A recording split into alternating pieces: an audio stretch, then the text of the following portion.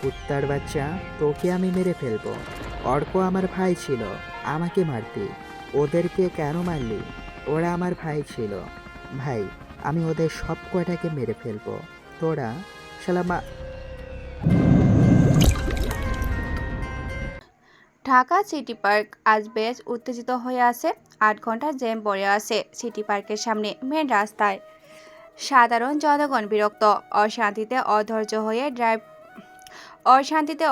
হয়ে ড্রাইভার সহ জ্যামটাকে গালি দিতে শুরু করেছে। সিটি পার্কের সামনে ঢাকা ভার্সিটির গেট। এটা একটা জনবহুল রাস্তা। পার্ক, ভার্সিটির গেট, কর্পোরেশন অফিস সব মিলিয়ে ব্যস্ত রোড বলা যায়। 5টা মাইক্রোতে পুলিশ আসলো, কেউ সামনে এগিয়ে যাওয়ার সাহস পাচ্ছে না, কারণ এত জ্যাম, এত বিক্ষোভ মূলত ছাত্র জনতাই শুরু করেছে। রাস্তার মাঝপাশে অগণিত ছাত্ররা দাঁড়িয়ে আছে, দুপাশে সবকিছুই বন্ধ, দোকানপাটও খোলা নেই। দুপুরের কড়া রোদ, পুলিশগুলো ব্যারিকেডের বিপরীতে পাশে সেফ জোনে দাঁড়িয়ে আছে। সবার মনে প্রশ্ন, কেন এত বিক্ষোভ? এই মিশনের ইনচার্জ অনিক সাহেব, তার সাথে থাকা সহকারী কামলা বলল, স্যার, আমি কি এগিয়ে যাব? না না না, এ ভুল করো না। ওদের একজন মরলে 10 জন চলে আসবে, আর আমাদের পুলিশ মরলে বাকি পুলিশেরা পরিস্থিতি ঠান্ডা না হলে এগিয়ে যাবে না। পরিবেশ এখন পুরো ছাত্রদের কন্ট্রোলে। অপেক্ষা করো, দেখি কি হয়। কিছু হবে না, আমি যাচ্ছি। না যেও না। আমরা ফায়ার করলে সমস্ত গুলির হিসেব দিতে হবে, আর ওরা ফায়ার করলে সেটা অবৈধ হলেও ওদের কোনো হিসেব নেই। অপেক্ষা করতেই হবে। কিন্তু স্যার, আমাদের কাছে পুলিশ পাওয়ার আছে। সরি স্যার, যাচ্ছি। কামরা কথাটা বলে বেরিয়ে আসলো। সে পিস্তল হাতে একাই এগিয়ে যেতে থাকলো সামনে। ঠিক তখনই ওর সামনে ককটেল এসে পড়লো কয়টা। তা ফাটার আগে কামরা দৌড়ে এসে অনিকের কাছে এসে বসলো। অনিক বলল, বললাম না যেও না। আমি অফিসার হয়ে কিছু করছি না, আর তুমি সাহস দেখাও। সরি স্যার, কিন্তু ওদের এত সাহস কেন? সবটা হচ্ছে আবিরের জন্য। মানে আবির হাসান বর্তমান ছাত্রনেতা। হ্যাঁ হ্যাঁ হ্যাঁ, ছাত্র সমাজকে এমনভাবে বানিয়েছে, প্রশাসনও এখন ভয়ে থমকে আছে। এখন ওদের সাথে কথা বলবে কে? অনিকের কথা শেষ হয় ঠিক তখনই একটা গাড়ি এসে দাঁড়ালো ওর পাশে। এসটিভি নিউজের গাড়ি, মানে সাংবাদিক এসেছে। গাড়ি থেকে একটা মেয়ে নামলো। অনেক মেয়েটার দিকে তাকিয়ে আছে। মেয়েটা হাতে মাইক আর ক্যামেরা নিয়ে সামনের দিকে এগিয়ে যায়। পিছন থেকেই অনেক বলল, এক্সকিউজ মি, সামনে আগাবেন না। ওরা মেয়েটা একবার ঘুরে তাকালো। অনিকের পাত্তা না দিয়ে সে এগিয়ে যায় সামনে। দূরে রাস্তার উপরে বসে আছে ছাত্র জনতা, সবাই সামনে। মাথায় আর হাতে ব্যান্ডেজ লাগিয়ে বসে আছে আবির। কয়েকটা ছেলে কিছু ছুঁড়ে মারতে চাচ্ছিল মেয়েটার দিকে, কিন্তু আবিরের পাশে থাকা অর্ক হাত উঁচু করে থামিয়ে দেয়, কারণ তারা চেয়েছিল যেন সাংবাদিক আসুক। মেয়েটার সোজা হেঁটে ওদের সামনে যায়। পেছনে মেয়েটার সহকারী নমান দাঁড়িয়ে। নমানের হাতে ক্যামেরা দিয়ে মেয়েটা ক্যামেরার সামনে দাঁড়িয়ে বলে, আপনারা সবাই দেখছেন এস টিভি, আর আমি পূজা সেন। এসেছি সিটি পার্কের সামনে মেন রাস্তায়। আজ ভোর রাত থেকে অবরোধ করে রাখা হয়েছে রাস্তা। এখনো আসল কারণ জানা যায়নি। কারণ জানতে চলে এসেছি আমি। আবির পূজার দিকে তাকিয়ে থাকে। মেয়েটার চুলগুলো মাথার উপরে বেশ সুন্দর করে বাঁধা, চোখের ভুরু যুগল কাজলে আঁকা, চোখের পাতা যুগল সুন্দরভাবে সাজানো। পূজা এগিয়ে আসে আবিরের কাছে। আবিরের সামনে বসেই বলল, দর্শক, আপনারা দেখছেন লাইভ এস টিভি। আমরা ছাত্রনেতা মিস্টার আবিরের কাছে প্রশ্ন করব। আবির, আপনি কেন এখানে অবরোধ করছেন? জানেন তো সাধারণ মানুষ কত ভোগান্তিতে আছে? আবির কোনো উত্তর দেয় না। অপর লোক কেবল পূজার দিকেই তাকিয়ে আছে সে। পূজা আবিরের চোখের দিকে তাকায়। আবির তার মুখের দিকে তাকিয়ে আছে। কিছুটা লজ্জা পায় পূজা, কিন্তু নিজেকে সামলে নিয়ে আবারও প্রশ্ন করে, আপনারা কেন রাজপথে নেমেছেন? ঘটনা আমাদেরকে বলুন। কেন নামবো না? কেন অবরোধ করব না? মাস্তানের ভাইকে যখন ভার্সিটি থেকে বের করে দেয় অধ্যাপক, তখন সেটা নিয়ে নিউজ হয় না। মাস্তান এনে স্যারকে অপমান, প্রাণী মারার হুমকি সহ গুরুতর আহত করে পার্কের ভিতরে ফেলে রাখে, সেটা নিয়ে নিউজ হয় না। একটা শিক্ষককে কেন ভার্সিটি থেকে তুলে এনে পার্কের ভিতরে নিয়ে যেয়ে আধমরা করে রাখে? শিক্ষক বলে কি ছাত্রদের শাসন করতে পারবে না? কিছু বলতে পারবে না? তন্ময় যখন ভার্সিটিতে মিমের ওড়না টেনে নিয়ে চলে যায়, রুমে যাওয়ার কথা বলে, তখন সেটা নিয়ে কিছু হয় না, তাই না? মিম বিচার দিলে স্যার এসে তন্ময়কে চট দিলে স্যারকে মারার হুমকি দিয়ে বেরিয়ে যায়। তারপর মাস্তান এনে স্যারকে মেরে রেখে গেল। সে সময় মিডিয়া পুলিশ কোথায় ছিল? আবির করে কথা বলেনি। আবিরের পাশে থাকা অর্ক এতক্ষণ কথাগুলো বলছিল। অর্কের মুখের সামনে মাইক্রোফোন ধরে রেখেছে পূজা। আবির তখনও পূজার দিকেই তাকিয়ে আছে। পাশে বসা কাব্য নামের ছেলেটা আবিরের কানের কাছে মুখ এনে বলে, ভাই কিছু বলো, তুমি রিপোর্টারের দিকে তাকিয়ে আসো কেন? পূজা হাত চোখে আবিরের দিকে তাকালো। আবির ঘাড় কাত করে পূজার দিকে চেয়ে আছে। পূজা অর্কের দিকে তাকিয়েই বলল, আপনাদের আহত কে করেছে? কে করবে? ওই মাস্তানেরা। আমরা ছিলাম না। আমাদের ভাই আবির সমাধানের জন্য গিয়েছিল, কিন্তু ওরা ভাইকে এই অবস্থা করে। আমরা চাইলে পুরো মাস্তানদের মেরে ফেলতে পারতাম, কিন্তু ভাই নির্দেশ, কোনো খুনাখুনি নয়, শান্তি দরকার। কিসের শান্তি? সাধারণ জনগণ কত ঘন্টা ধরে জ্যামে আটকা আছে। আপনাদের শান্তি দরকার, তাহলে মানুষকে কেন অশান্তিতে রাখছেন? আমরা এখন সমাধান চাই। পূজা বসা থেকে উঠে দাঁড়ালো, ক্যামেরার সামনে দাঁড়িয়ে বলা শুরু করলো, দর্শক, আপনারা এতক্ষণ শুনলেন এখানে কী কারণে অবরোধ করা হয়েছে। ঘটনা এমন যে ভার্সিটির প্রিন্সিপাল একটা মেয়ের ওড়না কেড়ে নেওয়ার অপরাধে তন্ময় নামের ছেলেকে শাস্তি স্বরূপ সম্মুখে চড় দেয়, ভার্সিটি থেকে বের করে দেয়। তন্ময় প্রতিশোধ নিতেই স্যারকে তুলে নিয়ে মারধর করে। এই জন্য ভার্সিটি সহ ঢাকা সিটিতে সব স্কুল কলেজে প্রতিষ্ঠানে ছাত্রছাত্রীরা তাদের ছাত্রনেতা আবিরকে নিয়ে মিছিলে নেমেছেন। ঘটনাক্রমে জানা যায় আবিরকেও তারা আহত করেছে, কিন্তু জনগণের দুর্ভোগ লেগেই আছে। দর্শক, আপনারা অপেক্ষায় থাকুন পরবর্তী নিউজের জন্য। আমি পূজা, এসটিভি, ঢাকা ভার্সিটি রোড। পূজা নিজের কথা শেষ করে ঘুরে আবিরের দিকে তাকায়। আবির বসা থেকে উঠে দাঁড়ালো। পিছনে থাকা সবাই আবিরের সাথে উঠে দাঁড়ায়। পূজা আস্তে গলায় বলল, মিস্টার, সাধারণ জনগণকে কষ্ট দিয়ে এটা করা উচিত না, মিছিল সরান। আবির পূজার দিক থেকে চোখ না সরিয়েই বলল, তুমি বললে তো মিছিল কেন, সব সরাতে পারি। পূজা অবাক হয়। প্রথমবার কথা হচ্ছে লোকটার সাথে, আর এমন সিচুয়েশনে আবির পূজাকে এভাবে কথা বলবে? পূজা একদমই অ্যাকসেপ্ট করেনি। পূজা কপাল কুঁচকে তাকিয়ে আছে। মাস্তানদের কাছে মার খেয়ে ডায়লগবাজি করেন? মাস্তানটা তোমার আত্মীয় হয় মিস, তাকে মারলে তুমি কষ্ট পেতে? Shut up. Excuse me miss Puja. Puja ঘুরে দাঁড়ায়, পিছনে আর তাকালো না। সেখান থেকে হন হন করে চলে আসে সে। আবির জোরেই বলে, মিছিল এখানেই শেষ, সবাই রাস্তা ছাড়ো, বাকিটা আমি দেখে নেব। সবাই আবিরের কথা শুনে সেখান থেকে চলে আসে। আবিরের কাছে এসে দাঁড়ায় কাব্য, অর্ক, রাতুল আর কাব্য বলল, ভাই, একটা জিনিস বুঝলাম না, তুমি রিপোর্টারের দিকে তাকিয়েছিলে কেন? মেয়েটা কেমন যেন অন্যরকম মায়াবী, এতটা আকর্ষণ সৃষ্টি করেছিল। আমি কিভাবে কথা বলবো, সব কিছু যেন ফ্রিজ হয়ে যায়। মেয়েটা কে রে? পূজা নাম, পুরো নাম পূজা সেন। আরে সেটা তো জানি, রিপোর্টার তো। এখানে এসেই নাম বলেছে। আমাদের ভার্সিটিতেই তো পড়ে লাস্ট ব্যাচ, মানে ফাইনাল ইয়ারের স্টুডেন্ট। ও, তন্ময়ের মানিব্যাগে ফ্যামিলি ফটো দেখেছিলাম একটা, সেখানেই পূজা ছিল। ভাই কি বলবো, পূজার দিকে তাকাতে কেউ সাহস পায় না। ওর বাবাকে তো জানো নিশ্চয়ই, প্রজিত স্যারের মেয়ে পূজা সেন। আবির থেমে যায়। প্রজিত নামটা শুনে আবির যেন থমকে দাঁড়ালো। তবে কিছু সময় পর মুচকি হেসেই বলল, পূজা তাহলে হিন্দু? আরে হিন্দু সেটা তো পরের কথা, আগে প্রজিত স্যারকে সামলাও। ব্যাপার না, পূজা হিন্দু। আচ্ছা ধর, ভালোবেসে পূজাকে বললাম আমার জন্য মুসলিম হতে, সে হবে? আহ ভাই, এসব কি ধরনের মজা? কত মেয়ে আছে, আরশিয়া, নেহা, নীলা, জান্নাত, আরও কত। কই ওদের সাথে এসব ভাবনা চিন্তা করবা? তা না করে পূজাকে নিয়ে পড়েছ। কতগুলো ফ্যাক্ট সামনে আসবে। 1, পূজা অন্য ধর্মের, মানে সে মুসলিম নয়। 2, সে প্রজিত স্যারের মেয়ে, প্রজিত স্যার ক্ষমতাশালী মাস্তান ও লিডার। 3, পূজা তোমাকে রিজেক্ট করে দিবে। লিডার মাস্টার এসব ব্যাপার না, বাদ দে, পরে দেখা যাবে। ওরা সবাই কথা বলতে বলতে যেতে থাকে। ওদের কথার উপর বেসিক করে বলা যায় পূজাকে প্রথম দেখাতে আবিরের ভালো লেগে যায়। পূজাকে সেটা ওর বেশি জানার প্রয়োজন নেই। পূজা যেন তাকে ভালোবাসে সেটাই করতে প্রস্তুত আবির। আর পূজা, সে হলো প্রভাবশালী একজন ব্যক্তির মেয়ে, তার উপর অন্য ধর্মের। পূজা সন্ধ্যার সময় বাড়িতে আসলো। সবাই প্রার্থনা করার জন্য প্রস্তুত হচ্ছে। দেবীর পূজায় সবাই সারিবদ্ধ হয়ে দাঁড়িয়ে আছে। পূজা হাতে মুখে পানি দিয়ে শেষ লাইনে যেয়ে দাঁড়ালো। ওর ছোট্ট ভাই প্রান্তর পাশে দাঁড়ালো। প্রান্ত বলল, দিদি তুই এখন এসেছিস? বাবা তোকে খুঁজছিল, জানিস না তোকে বাইরে তেমন থাকতে দিতে চায় না। চুপ থাক, হাত ওঠা, মন্ত্র বলতে থাক। তুই চুপ থাক। ঠিকঠাকভাবে প্রার্থনা কর, না হলে তোর জন্য আনা চকলেটগুলো পাবি না। আমার জন্য কি আনছিস?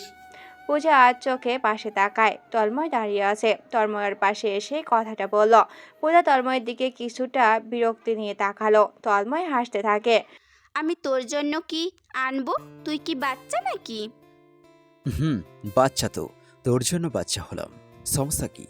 চুপ কর, ভার্সিটিতে যে মাস্তানি করে বেড়াস, বেয়াদব একটা। এটা তো ডেমো ছিল। যাই হোক, প্রথম দিন চাকরির কি করলি?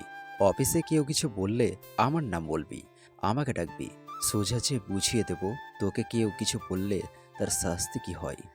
বাবার মতো কথা বলিস না, শুনতে শুনতে বিরক্ত হয়ে গিয়েছি। তাহলে কি বরের মতো কথা বলবো? উফ, আবার? পূজা আরো কিছু বলতে চাচ্ছিল, তখনই প্রার্থনা শেষ।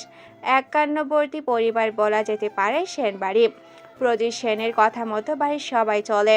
ওনার ওপরে কেউ কথাই বলে না। বাড়ির ভিতরে নয় শুধু, বরং বাড়ির বাহিরেও ওনার আদেশ সব সময় সবাই শুনে চলে। রাজনৈতিক দিক হোক বা সাম্প্রদায়িক কিংবা আন্ডারওয়ার্ল্ড। প্রার্থনা শেষে পূজা নিজের ঘরের দিকে যাচ্ছিল। হঠাৎ পিছন থেকে প্রদীপ সাহেবের মুখ থেকে নিজের নাম শুনতে পায়। পূজা, এদিকে এসো। এতক্ষণ কোথায় ছিলে? জানো তো আমরা কত ধর্মভীরু, কতটা ধর্ম মানি আমি।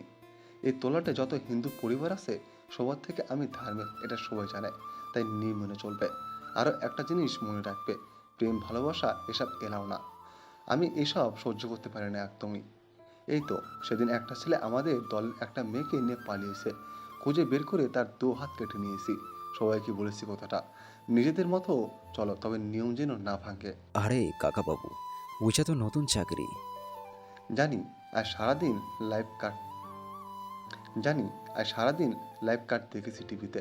আর তন্ময়, তুমি যা করে বেড়াচ্ছ তা কিন্তু হতাশাজনক। টিচারদের গায়ে হাত তোলা ঘোর অন্যায়। পূজা দাঁড়িয়ে কেন? যাও ভিতরে যাও, প্রসাদ নিয়ে যাও। পূজা থালা থেকে এক টুকরো প্রসাদ নিয়ে দৌড়ে উপরে ঘরে চলে আসে। বিছনার উপর ব্যাগ রেখে জোরে এক শ্বাস নেয়। পরে টেবিলের দিকে চোখ যায় ওর। প্রমিত্রা দিদির ছবির দিকে তাকিয়ে থাকে সে। ওনার বড় বোন ছিল প্রমিত্রা। কিন্তু হঠাৎ প্রান্ত চিৎকার শুনতে পায় পূজা। দি চকলেট দে। ওই, তুই ছেলে হয়ে চকলেট খাস কেন? কি বলিস? আমি না বাচ্চা ছেলে, বাচ্চারা চকলেট খায়, দে বলছি। প্রান্ত পূজার ব্যাগ থেকে চকলেট নিয়ে দৌড়ে চলে যায়। পূজা আর কি করবে, ওয়াশরুমে যেয়ে চান করে নিল। চান শেষে রিদিকে কফি বানাতে বলে। রিদিতি হলো বাড়ির কাজের মেয়ে। পূজা থেকে বয়সে একটু বড়। কাজের মেয়ে হলো পূজার সাথে বেশ সখ্যতা রিদিতির। এই জন্য রিদি জানে পূজার গোসল শেষ করে কফির দরকার হবে। ঋতু কিছু সময় পর কফি এনে পূজার হাতে দিল। পূজা আর রিদি 4 তলা বাড়ির ব্যালকনিতে এসে দাঁড়ালো। তারপর আজকে কেমন কাটালি? ভালোই। জানো রীতিদি, একটা ছেলে না আমার দিকে কেমন করে তাকাচ্ছিল। ও মা, কে? কোন ছেলে? ওই যে আবির আছে না, যার ভিডিও দেখলে টিভিতে, যার সাথে কথা বলতে গিয়েছিলাম। ও, ছেলেটার নাম আবির? আবির মানে রং। আলপনা করা হচ্ছে তোমার মস্তিষ্কে, তাই না? না না, কি যে বলো তুমি। পূজা কফির মগে চুমুক দিয়ে বাহিরে তাকালো। রাস্তার পাশে ওদের বাড়ি। পূজা রাস্তার দিকে তাকাতে চোখ আটকে গেল ওর। স্থির দৃষ্টিতে তাকিয়ে আছে সেই রাস্তার দিকে। রীতিও পূজার দৃষ্টি অনুসরণ করে তাকায়। একটা ছেলে দাঁড়ানো পূজার দিকেই তাকিয়ে আছে। রীতি ছেলেটার দিকে তাকিয়েই বলে, আবির তো শুধু পূজার মস্তিষ্কে আলপনা ছড়াচ্ছে না, সে তো বাড়ির সামনে এসে হাজির। পূজা দেখতো, ছেলেটার চোখ দুটো কি সুন্দর মায়াবী। আমার দিকে তাকায় না কেন? আহা, কষ্ট চাকা খেয়ে গেলাম রে। ধ্যাত। পূজা তাড়াতাড়ি বেলকনির পর্দা নামিয়ে ঢেকে দেয়। তারপর কফির মগ রীতির হাতে ধরিয়ে দিয়ে সেখান থেকে চলে আসে। রীতিকে বলে, যাও এখন, আমার স্টাডি আছে। রীতি কিছুই বলে না, সেখান থেকেই চলে যায়। আবির বাইকের উপরে বসেছিল সন্ধ্যা থেকে। পূজার প্রতি হঠাৎ এমন অন্যরকম টান, আবির নিজেই তার সমাধান খুঁজে পাচ্ছে না। তবে পূজাকে আবার দেখায় নিশা তাকে এখানে এনেছে। যাই হোক, কি হতে যাচ্ছে আগামীতে? হিন্দু মেয়ের প্রতি মুসলিম ছেলের এই অন্যরকম অনুভূতি কি হতে পারে? অনেক থানা চেয়ারে বসে আছে। গত দুদিনে শহরে টিচারকে মারা নিয়ে বেশ ঝামেলা চলছে। ঠিক তখনই অনিক শুনতে পেল। ভিতরে আসবো অনেক সাহেব? অনেক তাকে দেখে আবির আর তার লোকজন দাঁড়িয়ে আছে। অনেক বড় একটা ঢোক গেলেই বলল, জি আসুন, বসুন আবির সাহেব। থ্যাঙ্কস। তন্ময় নামে অ্যাটেম্প টু মার্ডারের কেস করব, জলদি সেটা লিখুন। মানে অজিত স্যারের ভাইপোর নামে কেস? দেখুন আবির সাহেব, আপনার কথা বলুন, দেখবেন ঠিক হয়ে যাবে। অভদ্র আমরাও হতে পারি, কিন্তু ভদ্রভাবে বলেছি কেস লিখুন। আচ্ছা, কেন নিজেদের বিপদ আপনারা ডেকে আন? অফিসার, লিখুন, তন্ময় বিশ্ববিদ্যালয়ের টিচারকে মারধর ও ভার্সিটির একটা মেয়েকে হেনস্থ করার জন্য ছাত্রনেতা আবির্বাদী হয়ে কেস করছি। তাকে থানায় দেখতে চাই। বিপদ কে কার ডাকে সেটা না হয় পরে দেখা যাবে। আবির কথাটা বলে থানা থেকে বের হলো। সবাই ওর পিছনেই আছে। আবির থানা থেকে বের হতেই নিউজ রিপোর্টারের গাড়ি দেখতে পায়। অর্ককে বলে, ওইটা না পূজার চ্যানেলের গাড়ি, এদিকে কোথায় এসেছিল? উফ ভাই, আবারও পূজা। পূজার ঠিকানা ম্যানেজ করে কোথায় গিয়েছিলে? বাড়ির আশেপাশে ঘুরেও লাভ নেই। পূজার ব্যাকগ্রাউন্ড খুব ভালো, দরকার ছাড়া ছেলেদের সাথে মেশে না, কথাও বলে না। আর বয়ফ্রেন্ড, কোনো ছেলেকে সে সুযোগই দেয়নি। এটা তো ওর দিক। বাকি থাকলো প্রচিত সাহেবের কথা। উনি অন্য সব কিছু ছাড় দেবে, কিন্তু পূজার ব্যাপারে কোনো ছাড় নেই। একটাই মেয়ে ওনার, মেয়েকে প্রচণ্ড ভালোবাসে। এটাও না হয় ঠিক আছে, কিন্তু তোমার মনে রাখতে হবে পূজা আমাদের ধর্মের না। সব মিলিয়ে পূজা তোমার না। কেন রে, হিন্দু মুসলিম কি ভালোবাসা যাবে না? এটার কোনো পরিণতি নেই ভাই, হয় ছাড়ো না হয় মরো, এটাই হবে। পূজা আমাকে ভালোবাসবেই, আর আমরা নতুন করে প্রেমের ইতিহাস করব, দেখে নিস। হ্যাঁ, ইতিহাসে লেখা হবে ব্রোকেন হার্ট। প্রেমের ইতিহাস লেখা হবে। চুপ থাক তোরা, আমি আসছি। বাইক দে অর্ক তোর। আবির কথাটা বলে অর্কের বাইকে যেয়ে বসলো। অর্ক চাবি ছুড়ে দেয় আবিরের দিকে। পূজাদের গাড়ির পিছনে যেতে থাকে আবির। নোমান বসে আছে সামনের কাছে দেখে আবির বাইক নিয়ে ওদের পিছনেই আসছে। নোমান আস্তে গলায় পূজাকে বলল, কি ব্যাপার আবির সাহেব, এদিকে কোথায় যাচ্ছেন? আবির কই? ওই যে গিলাসে তাকা, দেখতে পাবি। পূজা তাকালো সেদিকে। আসলে আবির বাইক নিয়ে আসছে পিছু পিছু। পূজা বুঝতে পারছে না কি করবে। আবির ওদের গাড়ি ক্রস করে সামনে গেল। গাড়ির সামনে এসে হাতে সিগন্যাল গাড়ি রাখতে বলল। নিউজের লোকেরা আবিরকে এমনিতেই চেনে। আবিরের গায়ে কালো পাঞ্জাবি, সাদে পাজামা, চুলগুলো বড় বড়, মুখে হালকা খোঁচা খোঁচা দাড়ি। নমান গাড়ি থামালো। আবির বাইক থেকে নেমে গাড়ির কাছে আসলো। পূজাও নামলো গাড়ি থেকে। আবির পূজার দিকে তাকালো। বেশ জোরে বাতাস বইছে। পূজার গায়ে 3 পিস ড্রেস, ওড়নাটা এক পাশ করে রাখা। বাতাসের জন্য কিছু চুল ওর মুখের উপরে এসে পড়া শুরু করেছে। আবির তাকিয়ে থাকে পূজার দিকে। পূজা বলল, এক্সকিউজ মি, আপনি কি কিছু বলবেন? আমি একটা নিউজ করতে চাই। কিসের উপর? চুরি হয়েছে। এখানে কেন? থানাতে যান। কিভাবে চুরি হয়েছে সেটার কথা তো শুনবেন, নিউজ বানাবেন তাই না? তা কি চুরি হয়েছে আপনার? মন চুরি হয়েছে। মন? ফাজলামো করেন? না তো, পত্রিকার হেডলাইনে লিখবেন, ছাত্রনেতা আবিরের মহামূল্যবান মনটা চুরি হয়ে গেছে। আপনার তো থানাতেও যাওয়ার দরকার নেই, এমনকি আমার কাছেও না। আপনার ডক্টর দেখানো দরকার। এদিক দিয়ে সোজা যাবেন, সামনেই ভালো একটা হসপিটাল আছে। সেখানে আমার পরিচিত অনেক ডাক্তার আছে, ওনারা বেশ দক্ষ। বলবেন মাথায় সমস্যা হয়েছে, উল্টোপাল্টা ভাবনা আসছে। নোমান, গাড়ি স্টার্ট করো। পূজা কথাগুলো বলেই গাড়িতে উঠে বসলো। পূজার দরজা আটকাবে ঠিক তখনই খেয়াল করে আবিরের হাত ঘড়ির সাথে আর ওড়না আটকে গেছে। পূজা ওড়নাটা টান দেয়। আবির এক টানে পূজার সামনে এসে দাঁড়ালো। আর একটু সামনে জোরে টানতে আবিরের ঠোঁট পূজার গালে যেয়ে পড়ত। পূজা বুঝতে পারে একটু সরে গেল। আবির মুচকি হাসল। ऊपरवाला जो देता है वो सब कुछ एक साथ ही देता है। ये जानती हो? পূজা করে কথাই বলল না, সে ওড়নাটা ছাড়িয়ে নিল, দরজা আটকে দেয়। নমান গাড়ি চালাতে শুরু করলো। আবির সেখানে দাঁড়িয়ে থাকে। নমান প্রশ্ন করে পূজাকে। আবিরের সাথে আপনারাও কি চললেন? কি চলে মানে? না কিছু না। পূজা চলে যায় তার গন্তব্যে। অর্করা আবিরের পিছনে এসে দাঁড়ালো। ওরাও এতক্ষণ আবিরের পিছনেই ছিল। আবির এই পাগলামিতে কি যে হবে ওরা আন্দাজ করতে পারলেও আবির তা পাচ্ছে না। আবির বলল, পূজা আমাকে ভালোবাসবে। তোরা বরণডালা রেডি করে রাখিস। ভাই, সামনে ছাত্র নির্বাচন, সেদিকে ফোকাস দাও। আর পূজা হলো বাগানের সেরা একটি ফুল, যেটা শুতে গেলে হাতে কাঁটা ফুটবে, সেই কাঁটা বের করা অসম্ভব। চুপ কর তোরা, কথায় একটু উৎসাহ দিবি, তা না করে এমন করছিস। চল ভার্সিটিতে ফেরা যায়। সবাই ভার্সিটিতে আসলো। তন্ময়রা দাঁড়িয়ে আছে। আবির বাইক চালিয়ে ওদের সামনে এসে থামলো।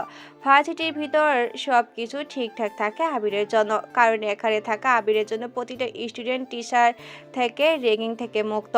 আবির আছে বলে কত ছেলে মেয়ে অর্ধেক ফিস দিয়ে এক্সাম দিতে পারে, কিন্তু তন্ময়ের ব্যাপার আলাদা। চাচার পাওয়ার নিয়ে যখন যা খুশি করে।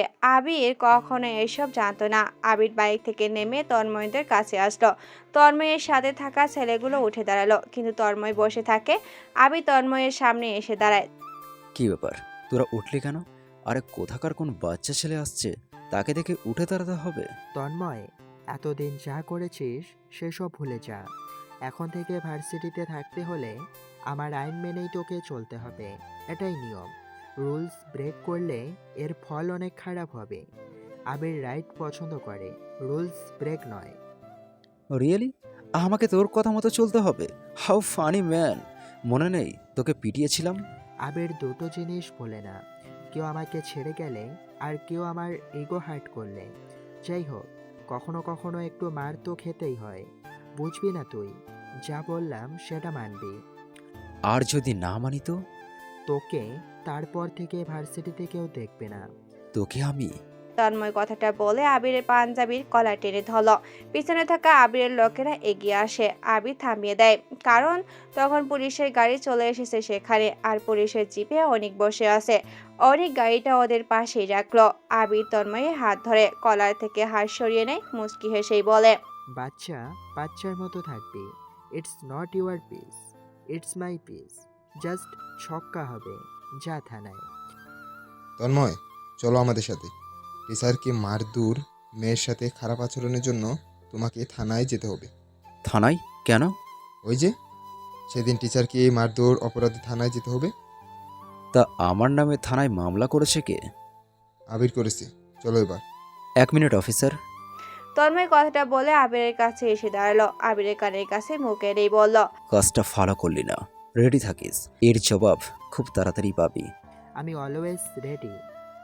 আবির কথাটা বলে মুচকি হাসলো। অনেক তন্ময়কে নিয়ে গাড়িতে ওঠায়। ভার্সিটির সবাই এদিকে তাকিয়েছিল। আবির যে সবাইকে বাইকের উপরে বসে ফোন অন করে ইউটিউবে সার্চ দেয় পূজাদের চ্যানেল। পূজা যত ভিডিও ক্লিপ আছে সবগুলো আবির দেখতে থাকে। হঠাৎ রাতুল বলল, ভাই মনে হচ্ছে অনেক বড় ঝামেলাতে পড়বো। তন্ময় একটা কুত্তা, খাবল দেবেই। আরে যা হবে পরে দেখা যাবে, ওদিকে দেখা। অর্কের হাতের সজায় সবাই ঘুরে পিছনে তাকালো। একটা মেয়ে বসে আছে।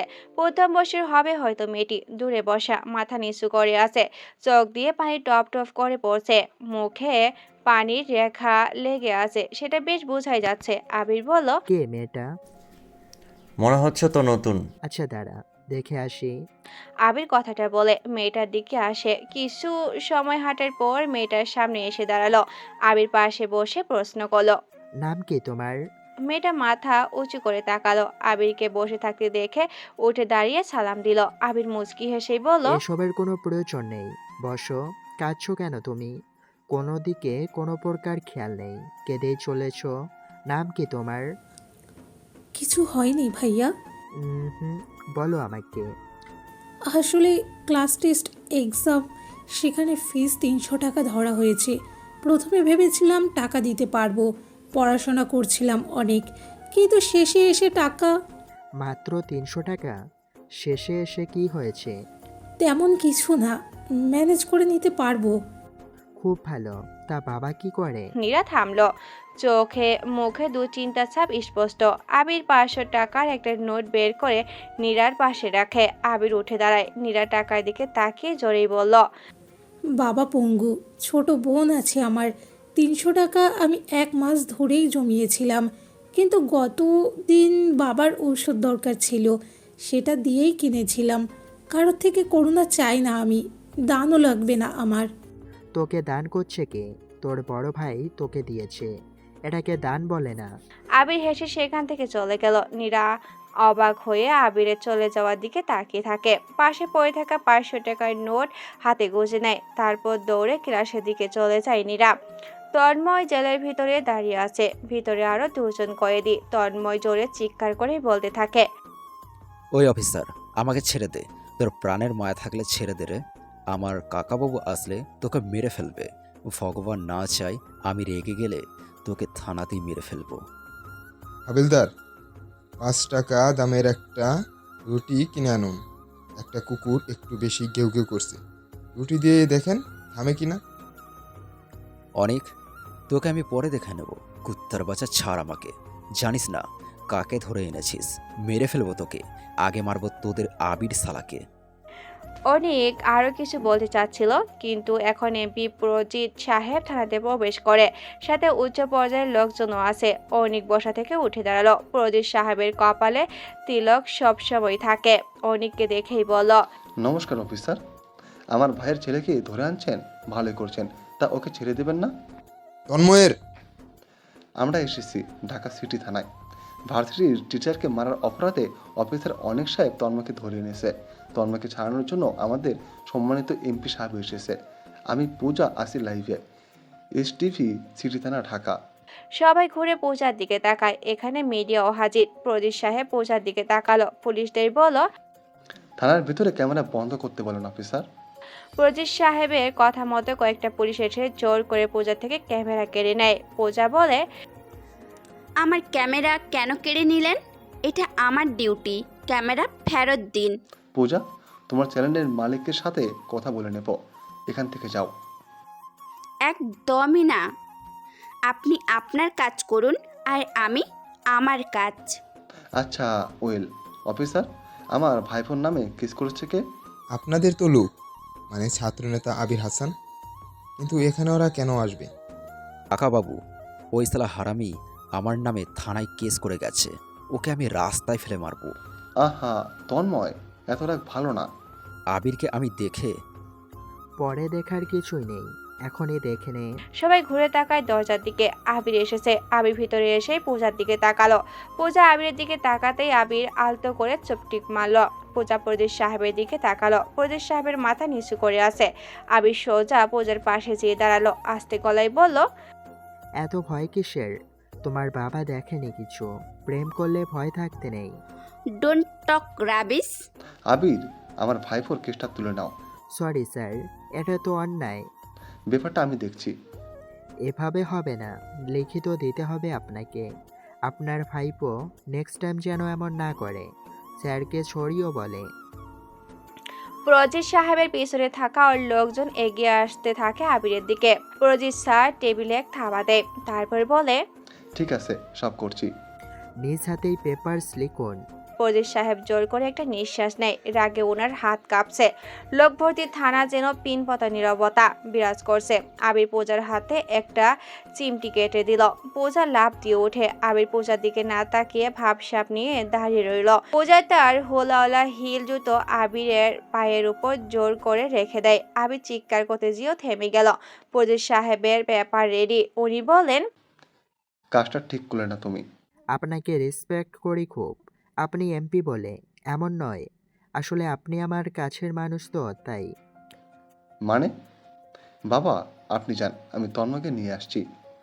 পূজা কথাটা বলে আবিরের থেকে চলে আসে। সবাই এক এক করে থানা থেকে বেরিয়ে যায়। পূজা তন্ময়কে নিয়ে আবিরের সোজায় আসে। আবির চোখ নাড়িয়ে পূজার দিকে তাকিয়ে মুচকি হাসলো।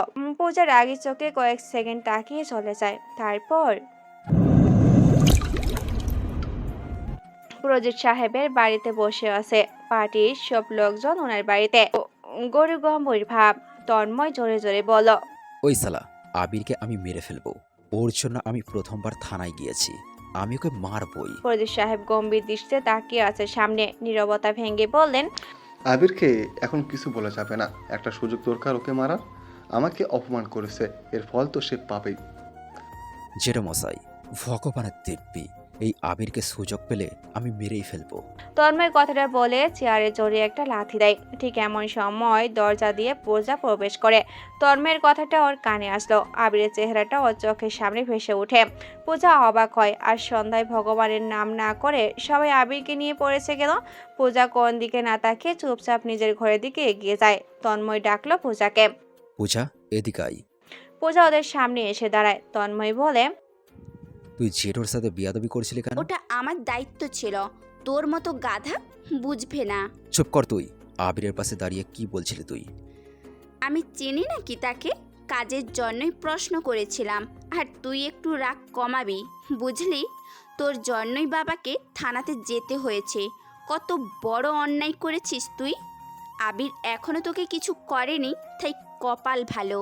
ওই কি বললি? আবির কি বলবে? হ্যাঁ ওই আহা পূজা, ভিতরে যা। আবিরকে নিয়ে আর কিছু শুনতে চাই না। সীতা, পূজাকে বলে দিও ছেলেদের সাথে যেন বেশি না মেশে। পূজার মা সীতা দেবী এগিয়ে আসলেন সামনে। পূজার হাত ধরে টেনে আনে সেখান থেকে। ওদের পিছন পিছন প্রান্ত আসে। সীতা দেবী অতটাও করায় না পূজার প্রতি, কিন্তু পুলিশ সাহেব যেখানে অর্ডার করবে সেখানে সীতার দ্বিমত থাকবে না। তাই পূজাকে বলে, জীবনে সবচাইতে বড় ভুল করবি কখন জানিস? কখন? কাউকে ভালোবাসার পরেও তার হওয়ার পথে বড় বাধা হবে তোর বাবা। তখন মনে হবে কেন যে ভুল করেছি কাউকে ভালোবেসে।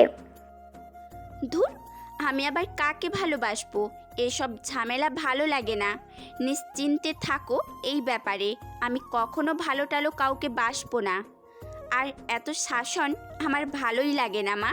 বাবাকে বলে দিও আমি বড় হয়েছি।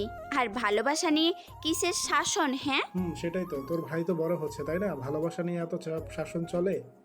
আমি তো মেয়ে নিয়ে পালাই যাব। ওই কি বলিস এগুলো?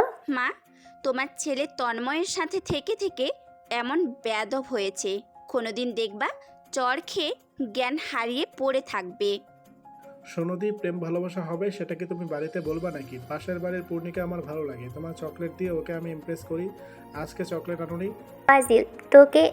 পূজা যা ফ্রেশ হয়ে নে, রীতিকে পাঠিয়ে দিচ্ছি। প্রান্ত চল, তোর বাবাকে বলে দেবো সব। দাঁড়া। দি থাক, পরে তোকে জ্বালাবো। প্রান্ত কথা বলে মায়ের সাথে চলে যায়। পূজা বিছনায় এসে থপ করে শুয়ে পড়ল। চোখ বন্ধ করতে আজকে সারাদিনে কি কি ঘটেছে তা ভাবতে শুরু করলো। কিন্তু চোখের সামনে আবিরকেই বেশি দেখতে পায়।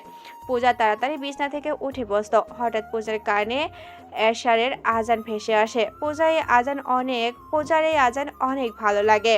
কেন লাগে তা বুঝতে পারে না। আবির মসজিদের দিকে যায়। সে নামাজ পড়ে মসজিদের দিকে এগিয়ে যেতে থাকে। সাথে অর্করাও আছে। অর্ক বলল, ভাই একটা জিনিস বোঝাও আমাকে। বল। তুমি মুসলিম, শুধু নামেও নাও। সব কাজের ভেতরে মুসলমানের গুণবলী আছে, কিন্তু তারপরে পূজাকে কিভাবে ভালোবাসলে? তোমার ভাবা দরকার সে হিন্দু, এটা কখনোই যায় না ভাই। চুপ কর তো, নামাজ পড়তে যাচ্ছি। ওর প্রতি আকর্ষণ লজিকের বাহিরে। জানি এটা অনুচিত, তবুও কন্ট্রোলহীন। কি জানি ভাই কি হতে যাচ্ছে, তবে তোমাকে নিয়ে ভয় হয়। আমি একমাত্র আল্লাহকে ছাড়া কাউকে ভয় করি না। তাই এসব না ভেবে চল, নামাজ পড়ে বের হব। পূজার বাড়ির সামনে যেতে হবে তো। আর সবাই মসজিদের দিকে যেতে থাকে। এইদিকে পূজা পায়চারি করতে থাকে রুমের ভিতরে। শ্রীকৃষ্ণের ছবির সামনে এসে দাঁড়ায়। ছবির সামনে দাঁড়িয়ে পূজা বলে, হে ভগবান, আমার এমন কেন হচ্ছে? কল্পনাতে আমি এসব কি দেখছি? রক্ষা করো ঠাকুর। পূজা আরো কিছু বলতে যাচ্ছিল, কিন্তু তখনই পিছন থেকে শুনতে পায় রীতির গলা। কি ব্যাপার রাজকিনী, আমাদের চণ্ডীদাসের জন্য মন খারাপ নাকি? আহ রীতিদি, তুমি কি সব বলছো? তোমার মনে যখন কিছু চলে তখন তুমি ঠাকুরের সামনে এসে দাঁড়াও। আপাতত অন্য কোনো কারণ খুঁজে পাচ্ছি না। তারপর আজকে কি হলো? কিছু না, যাও তো তুমি এখন। যাব, কিন্তু ওই ছেলের কি হলো? কি যেন নাম? আবির। বাহ, নামটাও মনে আছে দেখছি। ধুর, আজকে ছেলেটা না আমার গাড়ির পিছু আসছিল। আমাকে কি বলে জানো? বলে কিনা রিপোর্ট লিখবে, ওর মন নাকি চুরি হয়েছে, বলেছে ডক্টর দেখাতে। হাসি লাগে না বলো রীতিদি? বাবা, জল তাহলে ভালোই গড়াচ্ছে। কিসের জল? রীতিদি, তুমি একটু বেশি ভাবছো। থাক, কিছু বলবো না, যা ফ্রেশ হয়ে নে। রীতি কথাটা বলে সেখান থেকে চলে যায়। পূজা ফ্রেশ হয়, হাতে কফির মগ নিয়ে ব্যালকনিতে আসলো।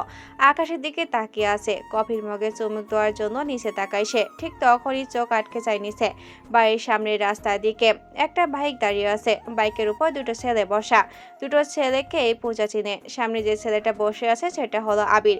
পূজা আবিরের দিকে তাকাতেই আবির বসা থেকে উঠে দাঁড়ালো, হাত উঁচু করে হাই দেয়। পূজা তাকিয়ে থাকে সেই দিকে।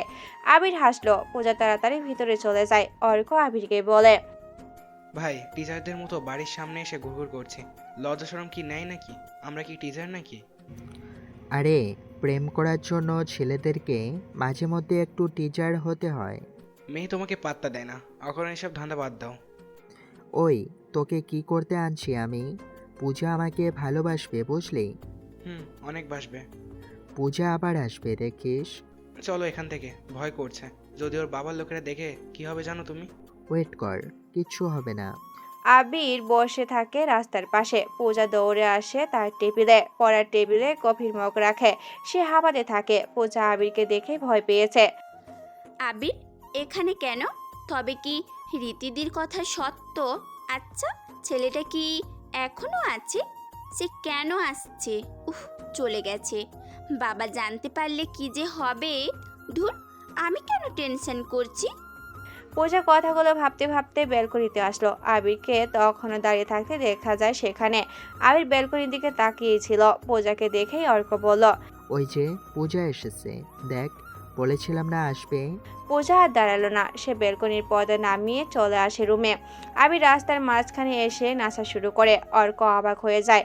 আবিরকে এভাবে এত খুশি হতে আগে কখনো দেখেনি। কি সাংঘাতিক ব্যাপার! প্রিয় মানুষ ভুলো মুচকি হাসলে অপর মানুষের এত আনন্দ হয়। অর্ক আগে তা অনুভব করেনি। মেয়ে ভালোবাসে না, কিন্তু একবার তাকিয়ে সে দেখে আবির এমন পাগলামো করেছে, অর্ক নিজে অবাক হয়ে গেছে। পূজা ভার্সিটিতে এসেছে আজ। পূজা ভার্সিটির ক্রাশকাল, কিন্তু পূজাকে কে প্রপোজ করে না। দুটো কারণ, সে প্রদীপ সাহেবের মেয়ে, আর প্রদীপ সাহেব কতটা খারাপ স্বভাবের লোক তার শহরের প্রতিটা মানুষই জানে।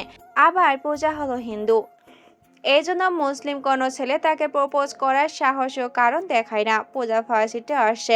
আবির তীর লোকজন নিয়ে ভার্সিটির ভিতরে প্রবেশ করে। কাব্য আবিরকে বলে, ভাই, পূজা আসছে। কোথায়? আরে, ভার্সিটিতে এসেছে। আবির ব্রো, তাকাও ওদিকে। আচ্ছা, তোরা থাক, দেখি কথা বলে আসি। আরে ভাই, পূজার সাথে কথা বলতে দেখলে সমস্যা আছে। আবির কারো কথা শোনে না। সে এগিয়ে যায় পূজার দিকে। পূজা হাঁটতে থাকে। আবির পাশে এসে হাঁটা শুরু করে। পূজা থামে, আবিরের দিকে তাকিয়ে বলে, কি সমস্যা? আপনি পাশে পাশে হাঁটছেন কেন? পিছু নিলে মেয়েরা বেয়াদব বলে, তবে যে ছেলের সাহস নেই তারাই পিছু নেয়। আমার অনেক সাহস তো, তাই পাশে এসে হাঁটছি। এটার জন্য এত অনুমতির কি আছে? ভার্সিটি না আমার। অনেক সাহস আপনার, এই জন্যই বাড়ির সামনে যেয়ে দাঁড়িয়ে থাকেন। এটা যে বিরক্তিকর তা জানেন আপনি? এটা যে অনেক সাহসের কাজ, সেটাও কি তুমি জানো? জানার কোনো দরকার নেই। আজ তন্ময় আসেনি, এই জন্য এতক্ষণ কথা বলতে পারছেন আপনি। এবার কেটে পড়েন। বললাম না, ভার্সিটি আমার। কি চান আপনি? চাই একটা যুদ্ধ, যে যুদ্ধের নাম হবে ভালোবাসা। সেই যুদ্ধে জিততে পারলে পুরস্কার হিসেবে দেওয়া হবে তোমাকে। আর আমি তো প্রেম যুদ্ধে জিতেই আছি, শুধু অফিসিয়ালি পুরস্কারটা এখনো পাওয়া হয়নি। ফালতু কথা শোনার আমার সময় নেই। পূজা কথাটা বলে চলে যেতে থাকে। আবির স্থির হয়ে দাঁড়িয়ে থাকে। অর্করা সবাই এসে দাঁড়াচ্ছে পাশে। আবির নিজ থেকেই বলল, একটু তো বাধা আসবেই, তবে আমি পূজাকে আমার করে নেবই। তার জন্য যদি পূজাকে মুসলিম হতে হয়, সেটাও করাবো। কিন্তু তুমি ভুল করতে যাচ্ছ ভাই। তুমি কি ধর্ম ছাড়তে পারবা?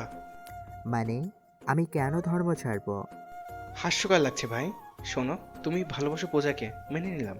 পূজা যদি বলে ওর জন্য তুমি ধর্মত্যাগ করো, তার ধর্মগ্রহণ করো, তুমি কি করবে? জীবনের সবচাইতে বড় পরীক্ষা কিন্তু সেটাই হবে। একদিকে ধর্ম আর একদিকে ভালোবাসা। অবশ্যই আমি ধর্মের সাথে থাকবো। তাহলে পূজা বেলা তো সেম প্রশ্ন। আর সে তোমার জন্য ধর্ম ত্যাগ করবে তার কোনো গ্যারান্টি নেই। এটা তো অনেক পরের ব্যাপার। আগে তার মনের ভালোবাসা সৃষ্টি করতে হবে, এরপর সব কিছু। তোমার ভালোবাসাকে অপমান করছি না, কিন্তু যা করবে তা ভেবেই করবে। কি ব্যাপার রাতুল, কাব্য, অর্ক এমন ভালো হয়ে গেছো কবে? সবই দয়ালের ইচ্ছে। দয়াল, ঠিক বলেছিস। সবাই হাসতে থাকে। হঠাৎ আবিরের চোখে যায় বিজ্ঞান বিভাগের নিচতলা ক্লাসের দিকে। ম্যাডাম একটা মেয়ের ব্যাগ ছুঁড়ে মারল বাহিরে। পরক্ষণেই একটি মেয়ে দৌড়ে আসে ব্যাগের কাছে। ম্যামের পা ধরে ছুটে যায় আবার। আবির সহ সবাই দাঁড়িয়ে দেখতে থাকে। ম্যাম ব্যাগ সহ মেয়েটাকে ধাক্কা দেয়।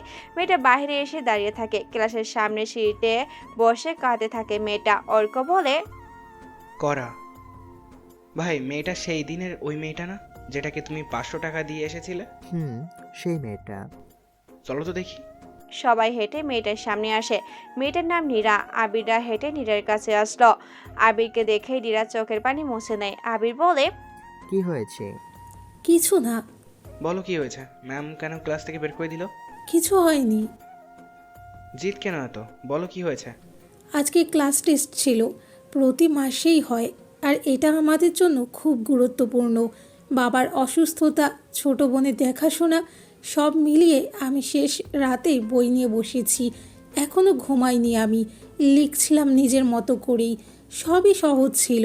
পেছন থেকে একটা ছেলে আমাকে ডাকছিল, আমি সাড়া দেইনি।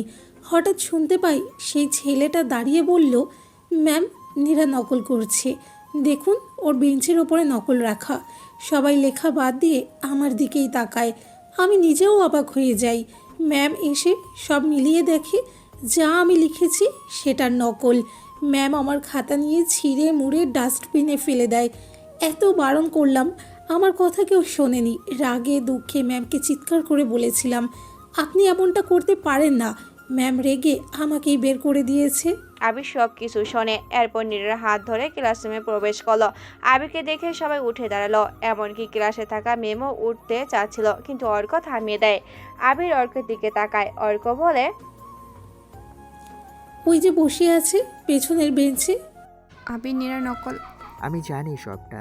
অর্ক, কাব্য।